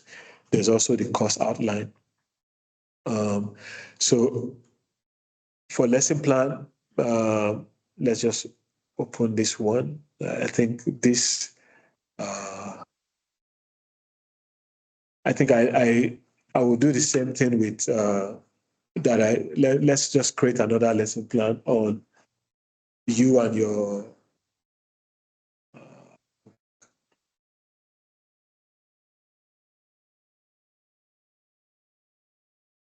so we'll do 5th grade. It's not water circle this time around. We just do you and your 0. Additional details. Let's look for that article that I'll just say copy this. So you provided as much details as possible. I'll copy that. Okay. Define pollution. I'll just copy. This is my lesson objective.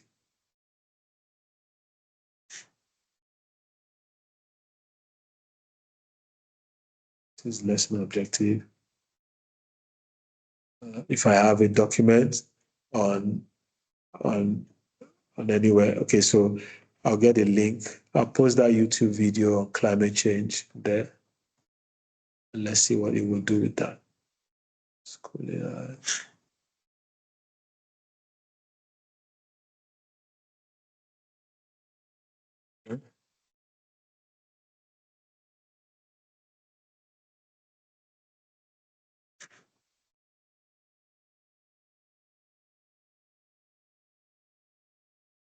It's a file. This one is not. It's a file, not a video. Right. Let's generate and see what this will give to us, and then I'll explain a few things about this. With this one also, you can. I think one cool thing about School AI that Brisk and especially Brisk doesn't have is in every session you can duplicate, you can clipboard, and then if you click on the plus icon, you can rewrite. You can get the AI to rewrite. You can add bullet points. You can do codes. You can insert image and tables. So if I want to add another content to this, I can just tell it. I can say change the tone. I want it to be more academic. And then I need to tell you what I write about. Okay, let's look at pollution.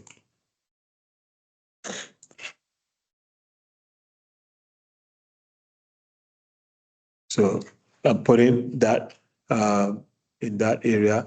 I say make it very academic, and it's generating it.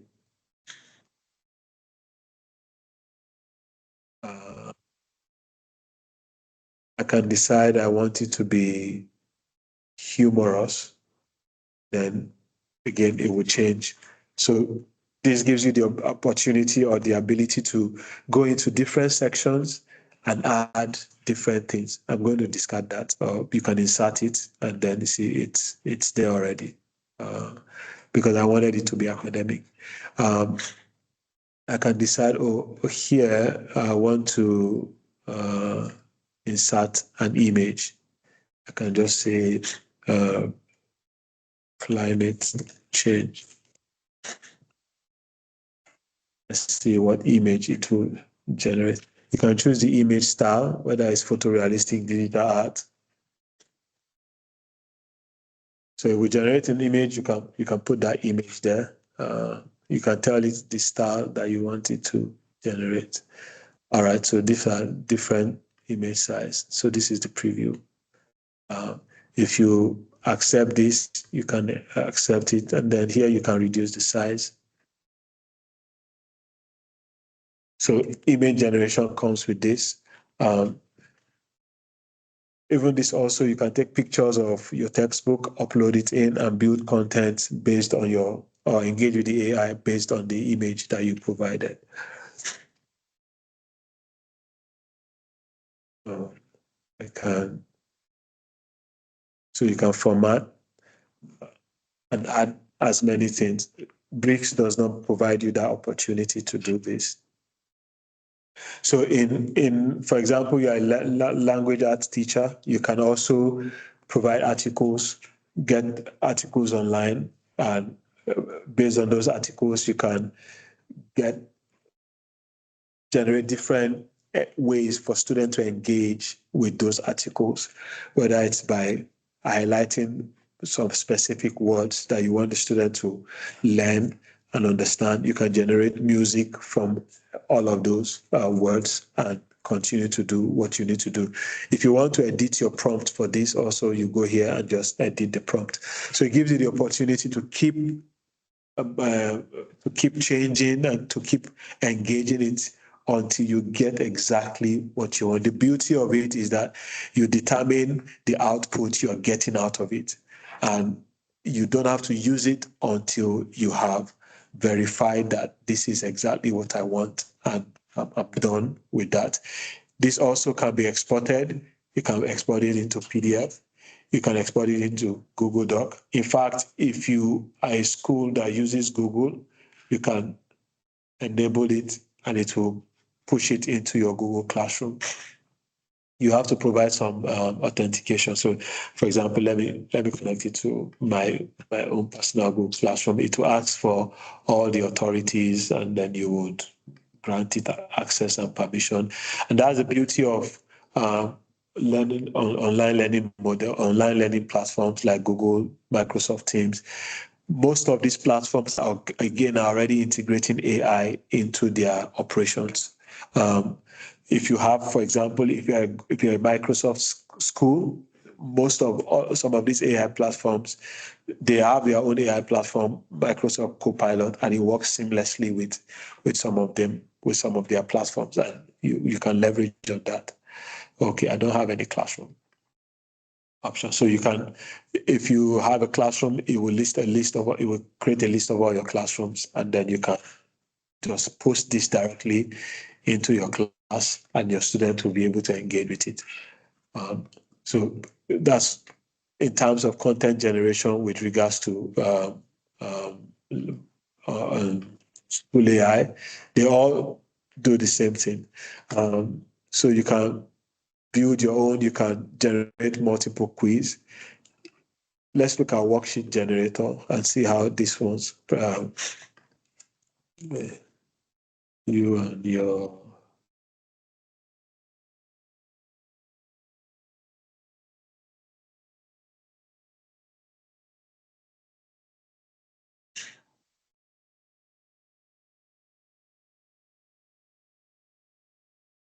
see what worksheet, see what we can upload into it on my device. We have a document. Where is it? Okay. We upload this. Okay, so it's uploading into it. Let's see what kind of worksheet it can generate for us. So always work with your content. Always work with the content you have. So let's see the kind of worksheets it generated. So in all, I don't think any one of them in terms of worksheet generation beats DFIT. So best we use DFIT for worksheet generation. All right, so I think we have about 45 minutes to the end of the session. I want to open it up for questions and interaction, and I think we can just go ahead. And I'll stop sharing my screen, and then we can ask questions if you have any questions that you want us to discuss, so that it's not just about what I want to present to you or what I want to walk you through, but questions that you also have that you want us to look into, or questions that relate to specific areas of your own classroom or your own work that you want us to talk about and provide some insight and guidance into. So I would ask that if you have questions, so if I and EDK, there are a couple of hands raised, so we can start with the hands that are raised.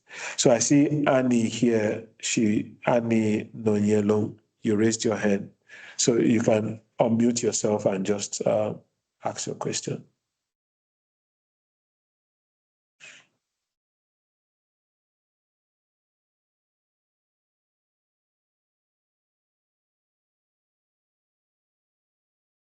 Let's go. So do we have anybody that has questions? Just opening up the question and answer area now.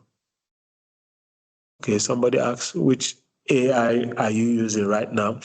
I think today we've walked through risk teaching, we've walked through DFIT, we've walked through Claude a little bit, we've walked through School AI and Magic AI. So today we've done 5 AI platforms.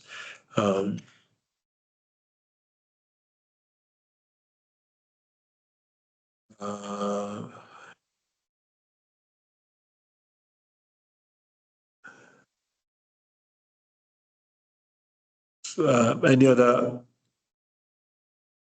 So if you've raised your hand, you can just speak up. If for those of us that have raised our hands, we have a couple of people with their hands raised. Actually, there are 8 people.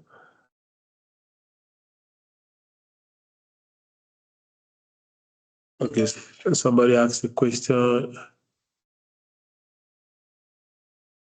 Can somebody list the list of AI used?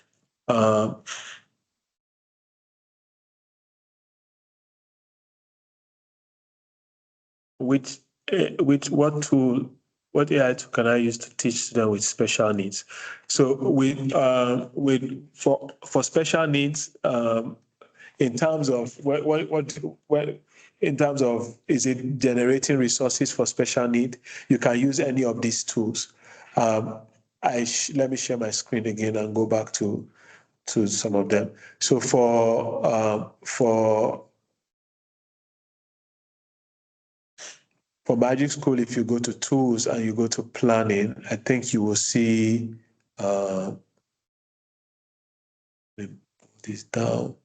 You see social emotional learning, SEL, lesson plan for students in any grade.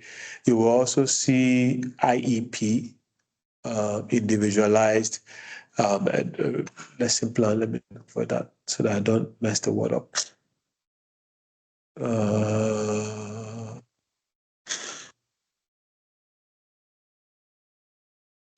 SEL, just search IEP.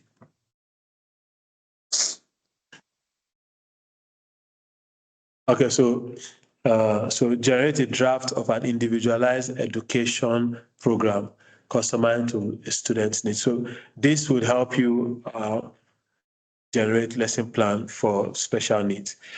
See, so you tell it the autism, if it is, you can decide which spectrum and disorder, specific learning disability, visual impairment. So you describe, you have to specify which category or what's the spectrum of the child, again, it boils down to you knowing your child, your student, knowing what exactly they need, and you'll be able to use this to generate resources that's tailored to provide content for that particular child. So IEP generator, you'll find it on all of them, both in Brisk and in, let me open it up in Brisk. You see this. In Brisk, if you go to click on create, you'll see UDL, where is it? Lesson plan, okay, it's not, they don't have actually. What is UDL? But Magic School does have, and I think School AI also have. A lot of other platforms have, and that you can check on. Let's see, IEP goals. This is also where you can generate IEP, list any relevant behavior, needs, and strengths, disability category, autism spectrum disorder, learning disability disorder. So you specify, and then you give a description of the strength, and then you provide the topics that you are trying to teach. You can provide it as an extension, as an Excel file, or as a PDF, or as an attachment, and then you generate those things. In terms of data security, please never provide the name or any particular details of the child. It's very necessary we don't do that. You're just getting the content that are relevant. So I hope this answered the question for which tool can I use to get content to help students with disability. Remember, we're focusing on the content and helping you in your classroom delivery. In terms of what the student can use, we will look at that in the second session where we talk about mainly leveraging chatbots to provide assistance to students. All right, somebody has a question. Hello, sir. Yeah, go ahead. Yeah, thank you for the initially type it on the chat box. Some of the videos we have through the YouTube, sometimes we want to play the videos for them to first have a view of what you want to teach. But the voicing and the kind of intonation sometimes might be a little bit challenging.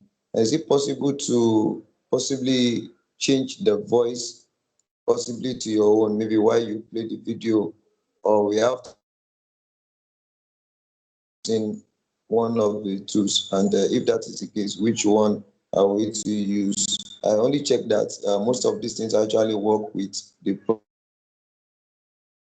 Please, can you elucidate on that, sir? All right. So in terms of, so if I get your questions correctly, you said that you, for some children, you like to play the video for them to watch first, and then, but the challenge is sometimes the voice in the video might not be very audible for all, might not be something that they will easily understand. And you're wondering if you can get a tool that would allow you speak on those speak rather than let them watch the videos directly. Yeah, there are tools that you can use to do voiceover.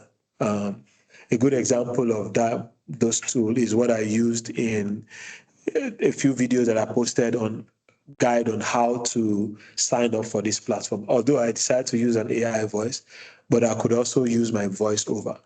So you can use an example of that. I'll put it in the chat now. It's called Guide. You can see GUIDD.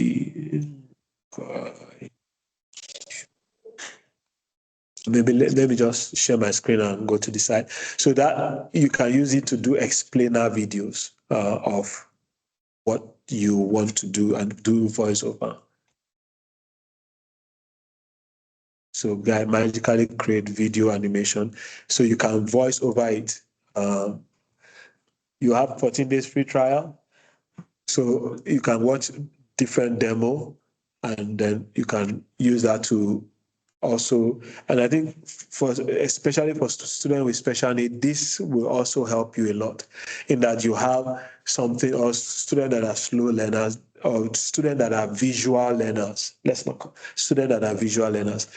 You want to run a guide on how to do something. You just do the guide, this guide, and click on it, and then you go through the process. And as you are going through the process, it's capturing what you're doing, and it's going to provide a platform for you to be able to put instructions on each of the slides. It's going to put them in the slides and eventually got them into a video that shows exactly what you did. And then you can also now speak or do voiceover on all of those. So again, that's one way you can do that to help your students. Another thing you can do is you can actually download the video from YouTube and strip the audio away from it, and then use any tool to do a voiceover for those videos. So I don't know if any one of you know this, but if you want to download any video from YouTube, just go to the video on YouTube, and after the www. Before the U, you put SS. Before the U, you put SS. Sorry? So, Yes, calling, sir. so any video you want to download, except if the owner of the video limits the download, but for whatever video you see on YouTube and you want to download it, just click on the browser, on the address, and before the U, right in front the U, you put SS and then hit enter. If you do that, it brings you here and you will be able to download the video. So you can download it and strip the voice away from it. And then you can now use another video tool to do your voice over while you explain what is happening. Again, that's another way you can do it. But this, you will always be able to download any video from YouTube by doing what I just showed you. After the www, you now put SS before the U.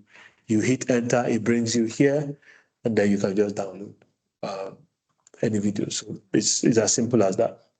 If you want to download it without the voice, you select the one that says the voice is not there, and then you download, and then you can now do your own voiceover on top of it. All right, let's look at another question. I hope that answers your question, but let's go ahead again. All right, so I say, hi, my name is Vivian. I kindly make more clarification by demonstrating how best to create tables in your lesson plan. All right, so let's do that right away. I'll start with School AI. We had already created, where's my resources? Tools. We already created 2 documents. So I go into these 2 documents. I just create one. I'll open it. So this one. All right. I want to put a table in this section. Let's say materials. Let's just say I want to put a table in this section. You click on the plus and you click on table. That's it. Then you can type whatever you want into the tables. Or you can actually still tell the AI and say, I'm going to delete this one. Let me say delete. All right, so I'll put that and I say, I want it to write something. I'll say, this is on you and your environment. I'll say, provide me, create 5 activities each create 5 offline and online activities each. Put them in a table. Let's see. Let's see. Put them in a table. See? So it's going to put them in a table. Let's see. Let's insert. This one did not work. Let's edit it.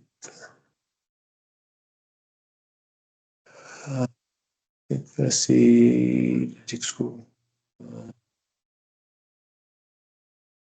I think table worked. I had to use table before. Civic. Okay, so this one I cannot do action again at this point.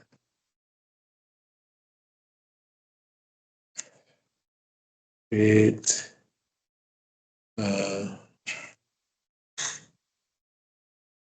create table of the difference. This is value, right?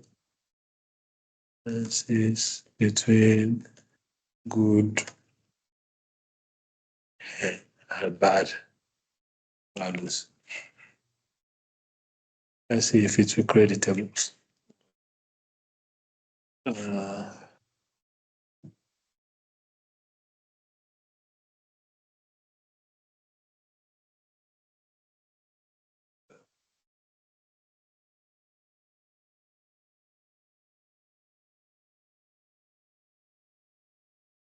Okay, outline for beginner, outline for advanced. Okay, so you see, so it creates the table.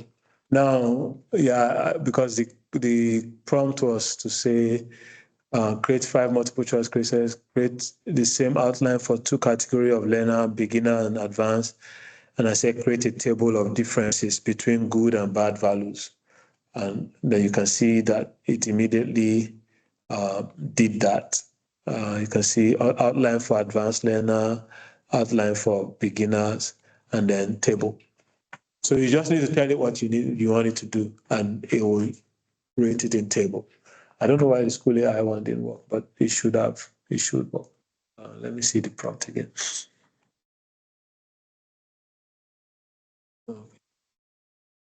Okay, let's put the table here. Create a table to show good and bad environmental.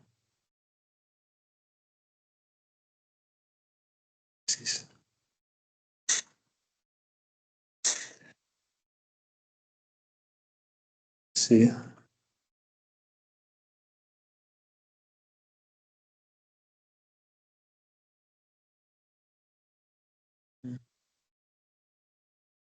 All right, so you can see that it created the table also.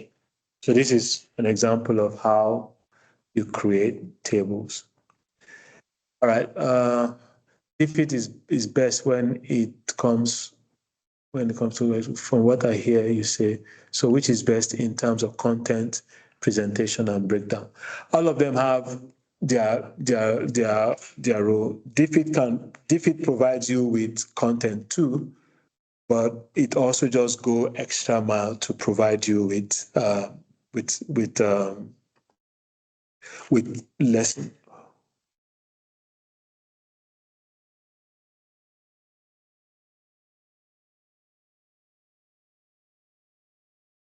Hello, can you hear me?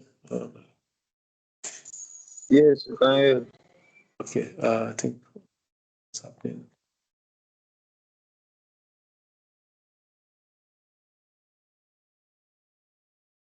Okay, defeat.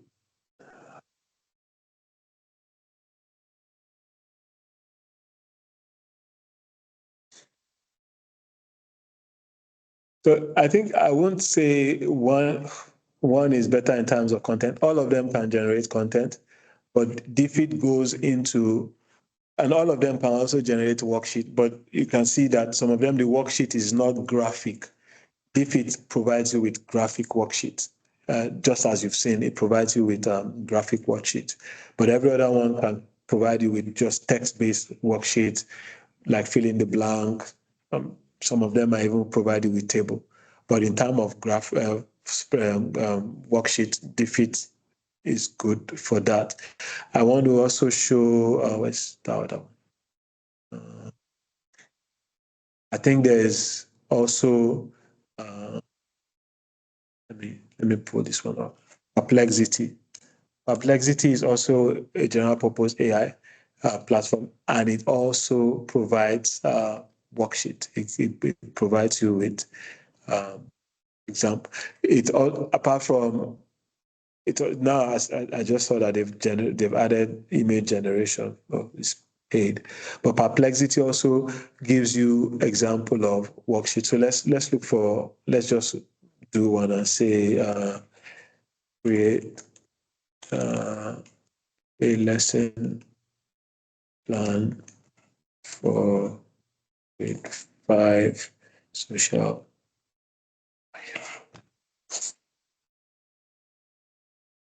grade 5 social study class on the topic your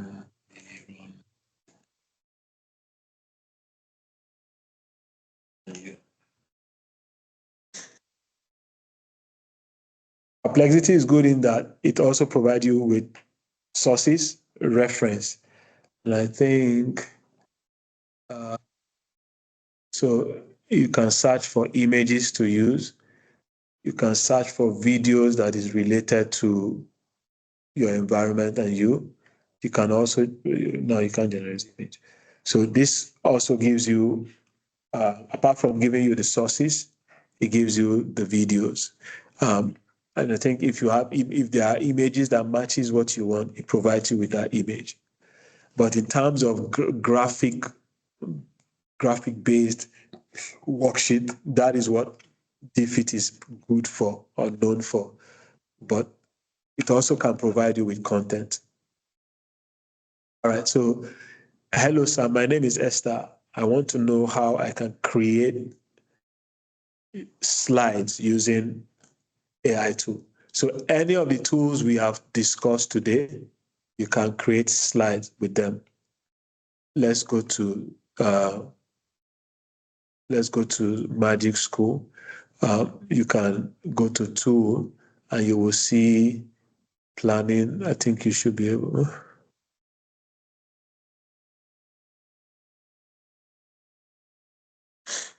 You should be able to see slide generator, PowerPoint. Okay, so this one doesn't have. Let's go to tools.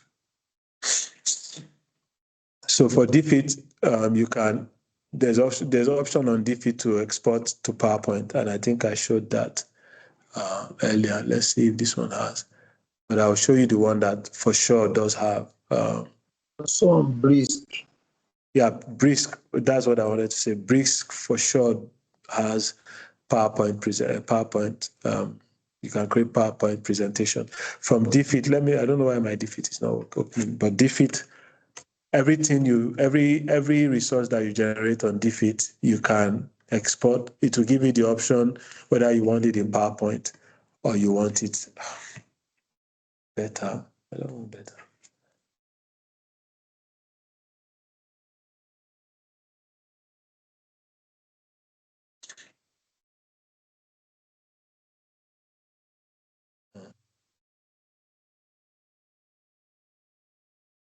Web.dp.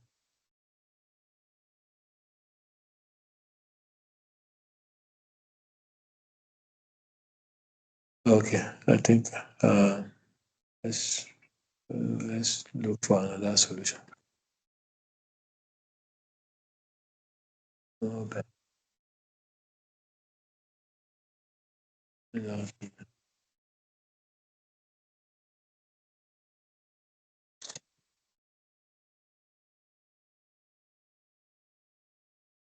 Let me see if I have any resources.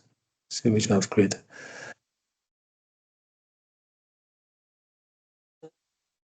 Let's look at this one.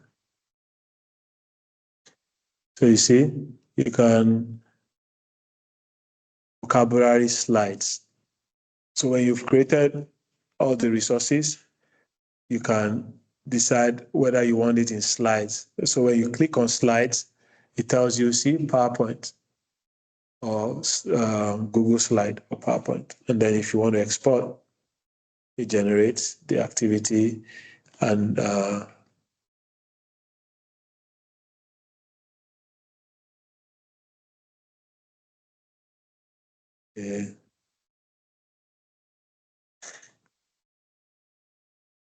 it's generating it as, you can see it's generating it as slides. I can now decide to generate it, to download it as a Google Slides or as PowerPoint. Google Slides is Google's PowerPoint. PowerPoint is Microsoft's PowerPoint.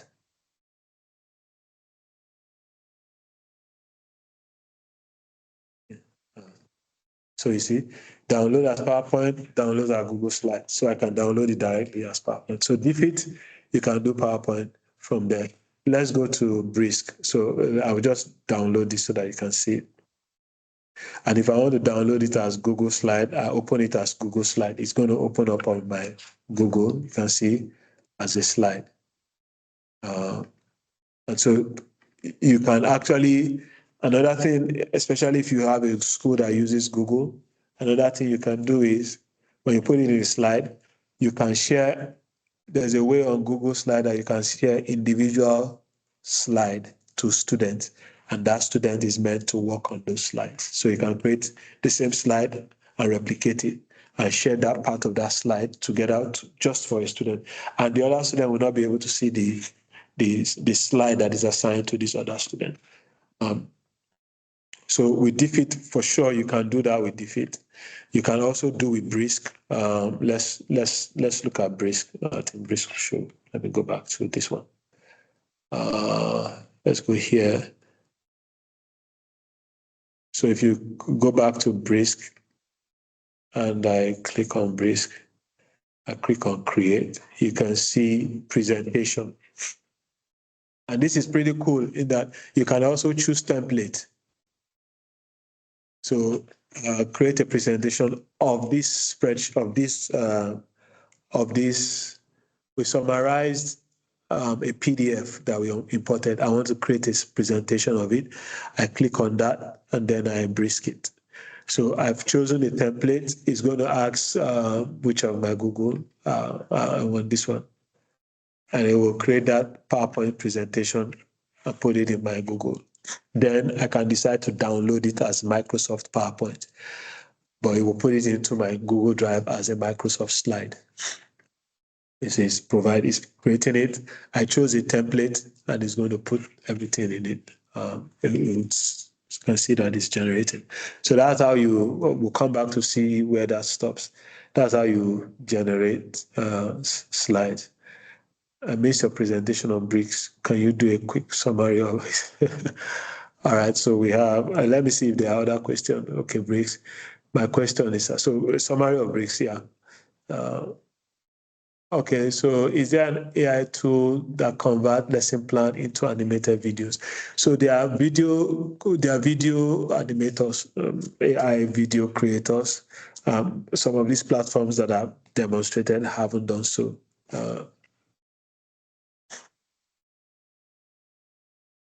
So you say you noticed that the slides created with Defeat was not colorful and had no images. Yeah, but that's the beauty of it. You can always edit it. But the slides created by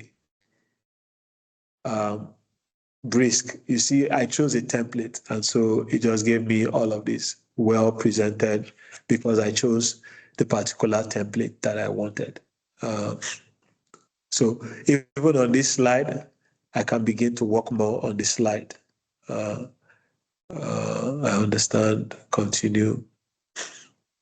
So I'm opening the slide up so that I can brisk directly to the slide. So in terms of PowerPoint, FEZ, brisk might be the best. In terms of, again, like I said, each one of them has their differences. So I've authorized bricks to work on my Google slides, so I can add more. I can do whatever, because I see I can add slides to it. I want to add another section. I can add slide on, which one is this one? How does turning off the lights reduce pollution? And no, I say 10. No, I don't want 10 slides. I want just one slide. So I brisk it. Let's see, maybe to add to it. Where did you put it?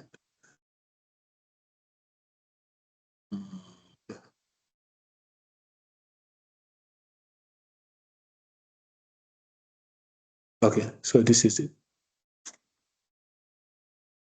All right, so brisk, because you are able to select which template you want, it gives you different output. For Defeat, it's really about worksheet now, that you want your worksheet to be displayed as a PDF, as a PowerPoint. That's why there are no so much images. In terms of, so I think these tools have trial version expiration. Is there a way? Sorry. That's how they, to be sincere, even at for my use, what I still needed to do, I can still do all of them with the free version. So start with the free version. There's no point paying for it if you've not really explored and mastered and come to the point where you feel my paid version is what I need. The unpaid version does not work anymore for me.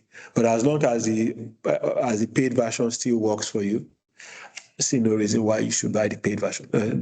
As long as the unpaid version, you haven't maximized it. And if there are things that you really need and you've not found a workaround in collaborating between 2 or 3 different platforms to get it done, then you should go ahead and pay for the paid one. But nonetheless, it's your choice. Yeah, but some of them you get free, some of them you don't. Can you upload a lesson plan to an AI to generate other lesson plan in that format? Yes, we did that actually today. We took lesson plan and asked you to generate a lesson plan and extend it further. Yes, you can do that. My name is Mark Mann. Please, my question is, can you upload a lesson plan as a template for AI to generate? Okay, somebody responded. Yeah, it's doable. We did demonstrate that today. Let's go back up and see. Okay, so I think I answered this. Okay, so how can the exclusiveness and security of my exam question be guaranteed if students have access to the same AI tool? Thanks for educating this. All right, so I would suggest you don't set your. Okay, so now there's a concept in AI. I can't remember the name now. It is that it will most certainly not produce the same thing for two different people. It will almost not produce the same thing. And the reason is because of, forgotten that concept, but also because of the way you present your questions and the way you engage. So in terms of access, do you mean you put your questions there and the student can access it because it's in the AI? No, your account is unique to yourself. Student cannot access your account. But if the student, it's highly unlikely that the student will ask the AI the same question you ask and get the exact same question. No. And again, as a teacher, you are the one that can best assess your students. I wouldn't advise you to just generate your questions directly from AI. No. Generate teaching content and learning content from them. If you want AI to suggest questions, so you can generate quiz, but you can also change what you need to change from it. The quizzes that we show today just shows that AI can generate quizzes, but also just exit tickets, things to assess, not summative, but formative assessment that you use in checking whether the student is learning across multiple months. But in terms of your test, in terms of things that will form their summative assignment and grades, I suggest you do your work yourself because you're the one that taught them, you're the one that engaged them. You can get the AI to do a base for you to start working from, but don't give it to them directly. That's what I would suggest. Can this AI platform be used to teach mathematics major? Yes, AI platform can be used to teach maths. In fact, I can share you a link now. A friend of mine created a chatbot that you can use to teach, that is used to train students on IGCSE. I think I'll just share it. Let me go to my Twitter page. So yeah, and in the next session, we'll talk about chatbots, how you can create chatbots for yourself.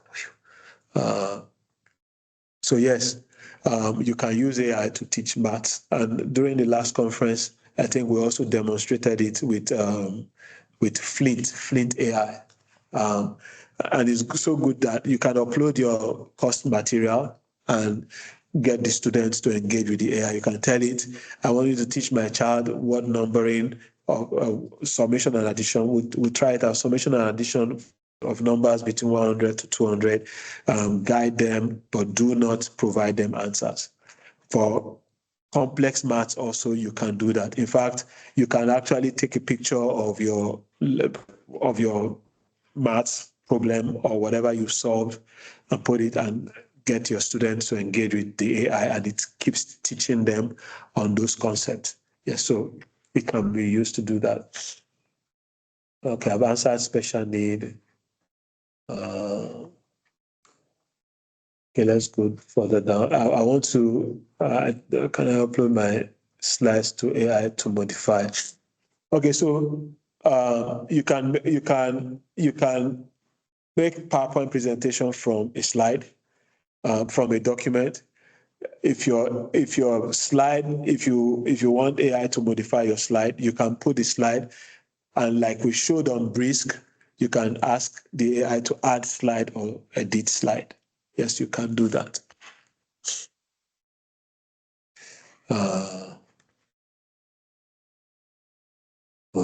This one, huh? I got something. All right. I think, okay, we have 12 more minutes before this session ends. Somebody wanted a run through of Brisk. I'll just, again, provide a refresher on that. But if we have questions, please just, because this is question time, just stop me and ask me.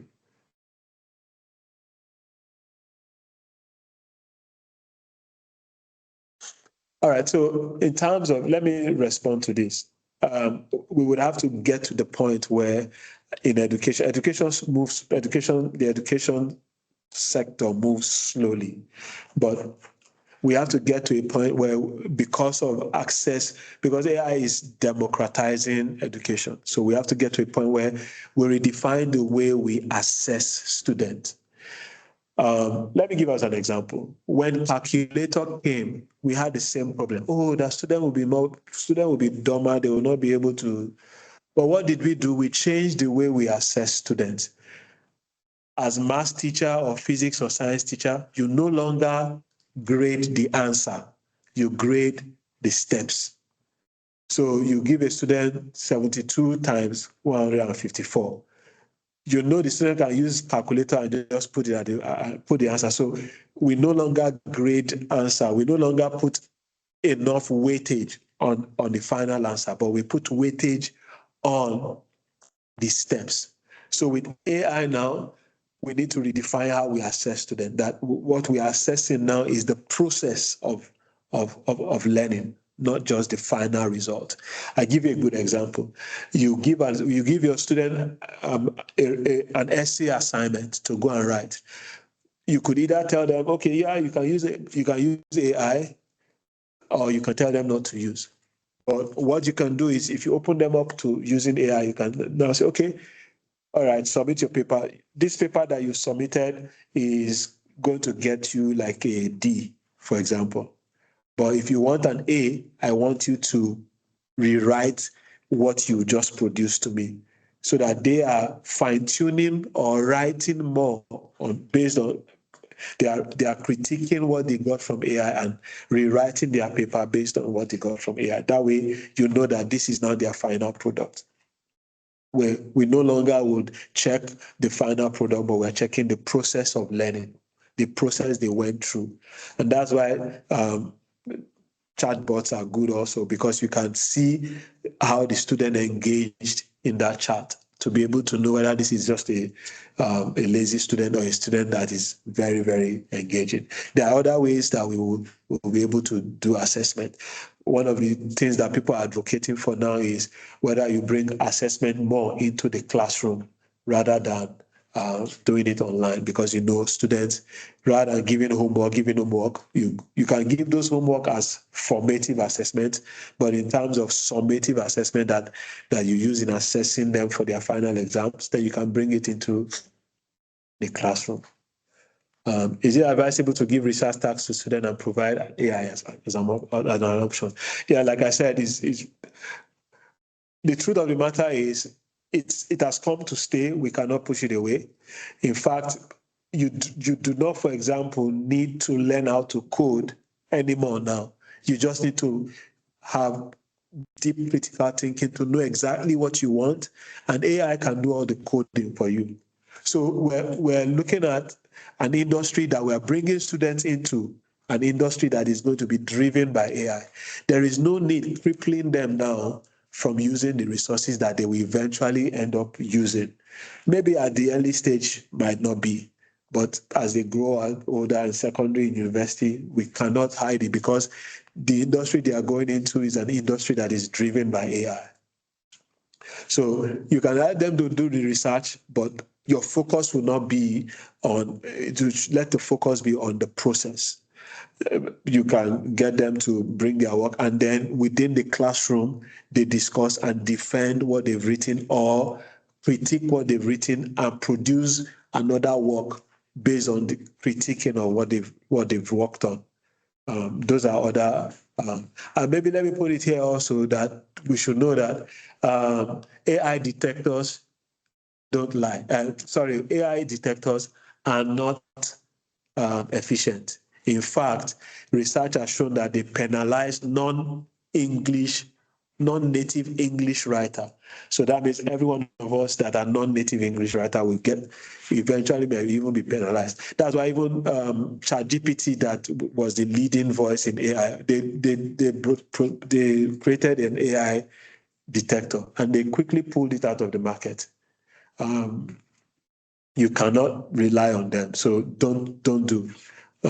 Best you find ways to create assessment that are AI proven, AI resistant. That's one of the ways is let them do any assessment that we count to grade, let them do it within the class so that you know that they want to do it. They can do all their practices and all their learning on AI, but when it comes to that assessment, you can look at doing it within the class or getting them to critique what they've gotten from AI, getting them to write a rebuttal of what they've gotten from AI, or you can allow them take another position from what you can give them. Okay, for example, let me just give an hypothetical example on debates. You can tell them, okay, use AI, generate a position for doing this. Then when they bring it to class, you tell them to take the opposite position and critique what they've done by the AI. That way, you are checking whether they really did the work or the AI did the work. Nonetheless, they are providing a counter opinion against the AI, and that is where the learning is. All right, Thank you, sir. and for the person that talks about a refresher on Brisk, let's see if we during the next session if we can start quickly with that. But the next session, I want to really focus on some other areas that are necessary for us that we can learn from. How can I get this tool on my laptop? Is it on my Google account? Brisk is a Chrome extension, so Google Chrome extension. DFIT is online. School AI is online. It's just a web-based application. Any browser would work. Magic School has an app, so you can download it from Play Store. But they also have an app.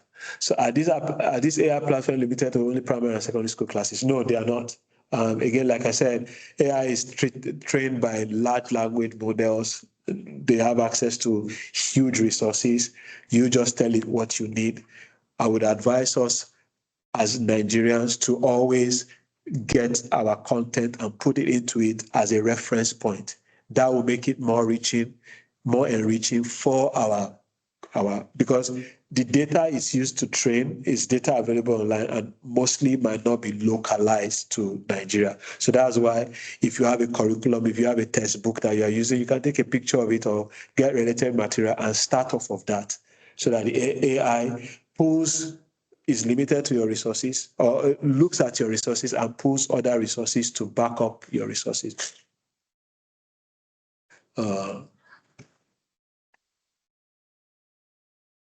Okay, so how can we add these languages to AI like French? So one of the examples, if you go on our YouTube and watch the day 2 session, the last session of day 2 afternoon, I think session 4 in the afternoon, there was a session that talks about French and with practical example.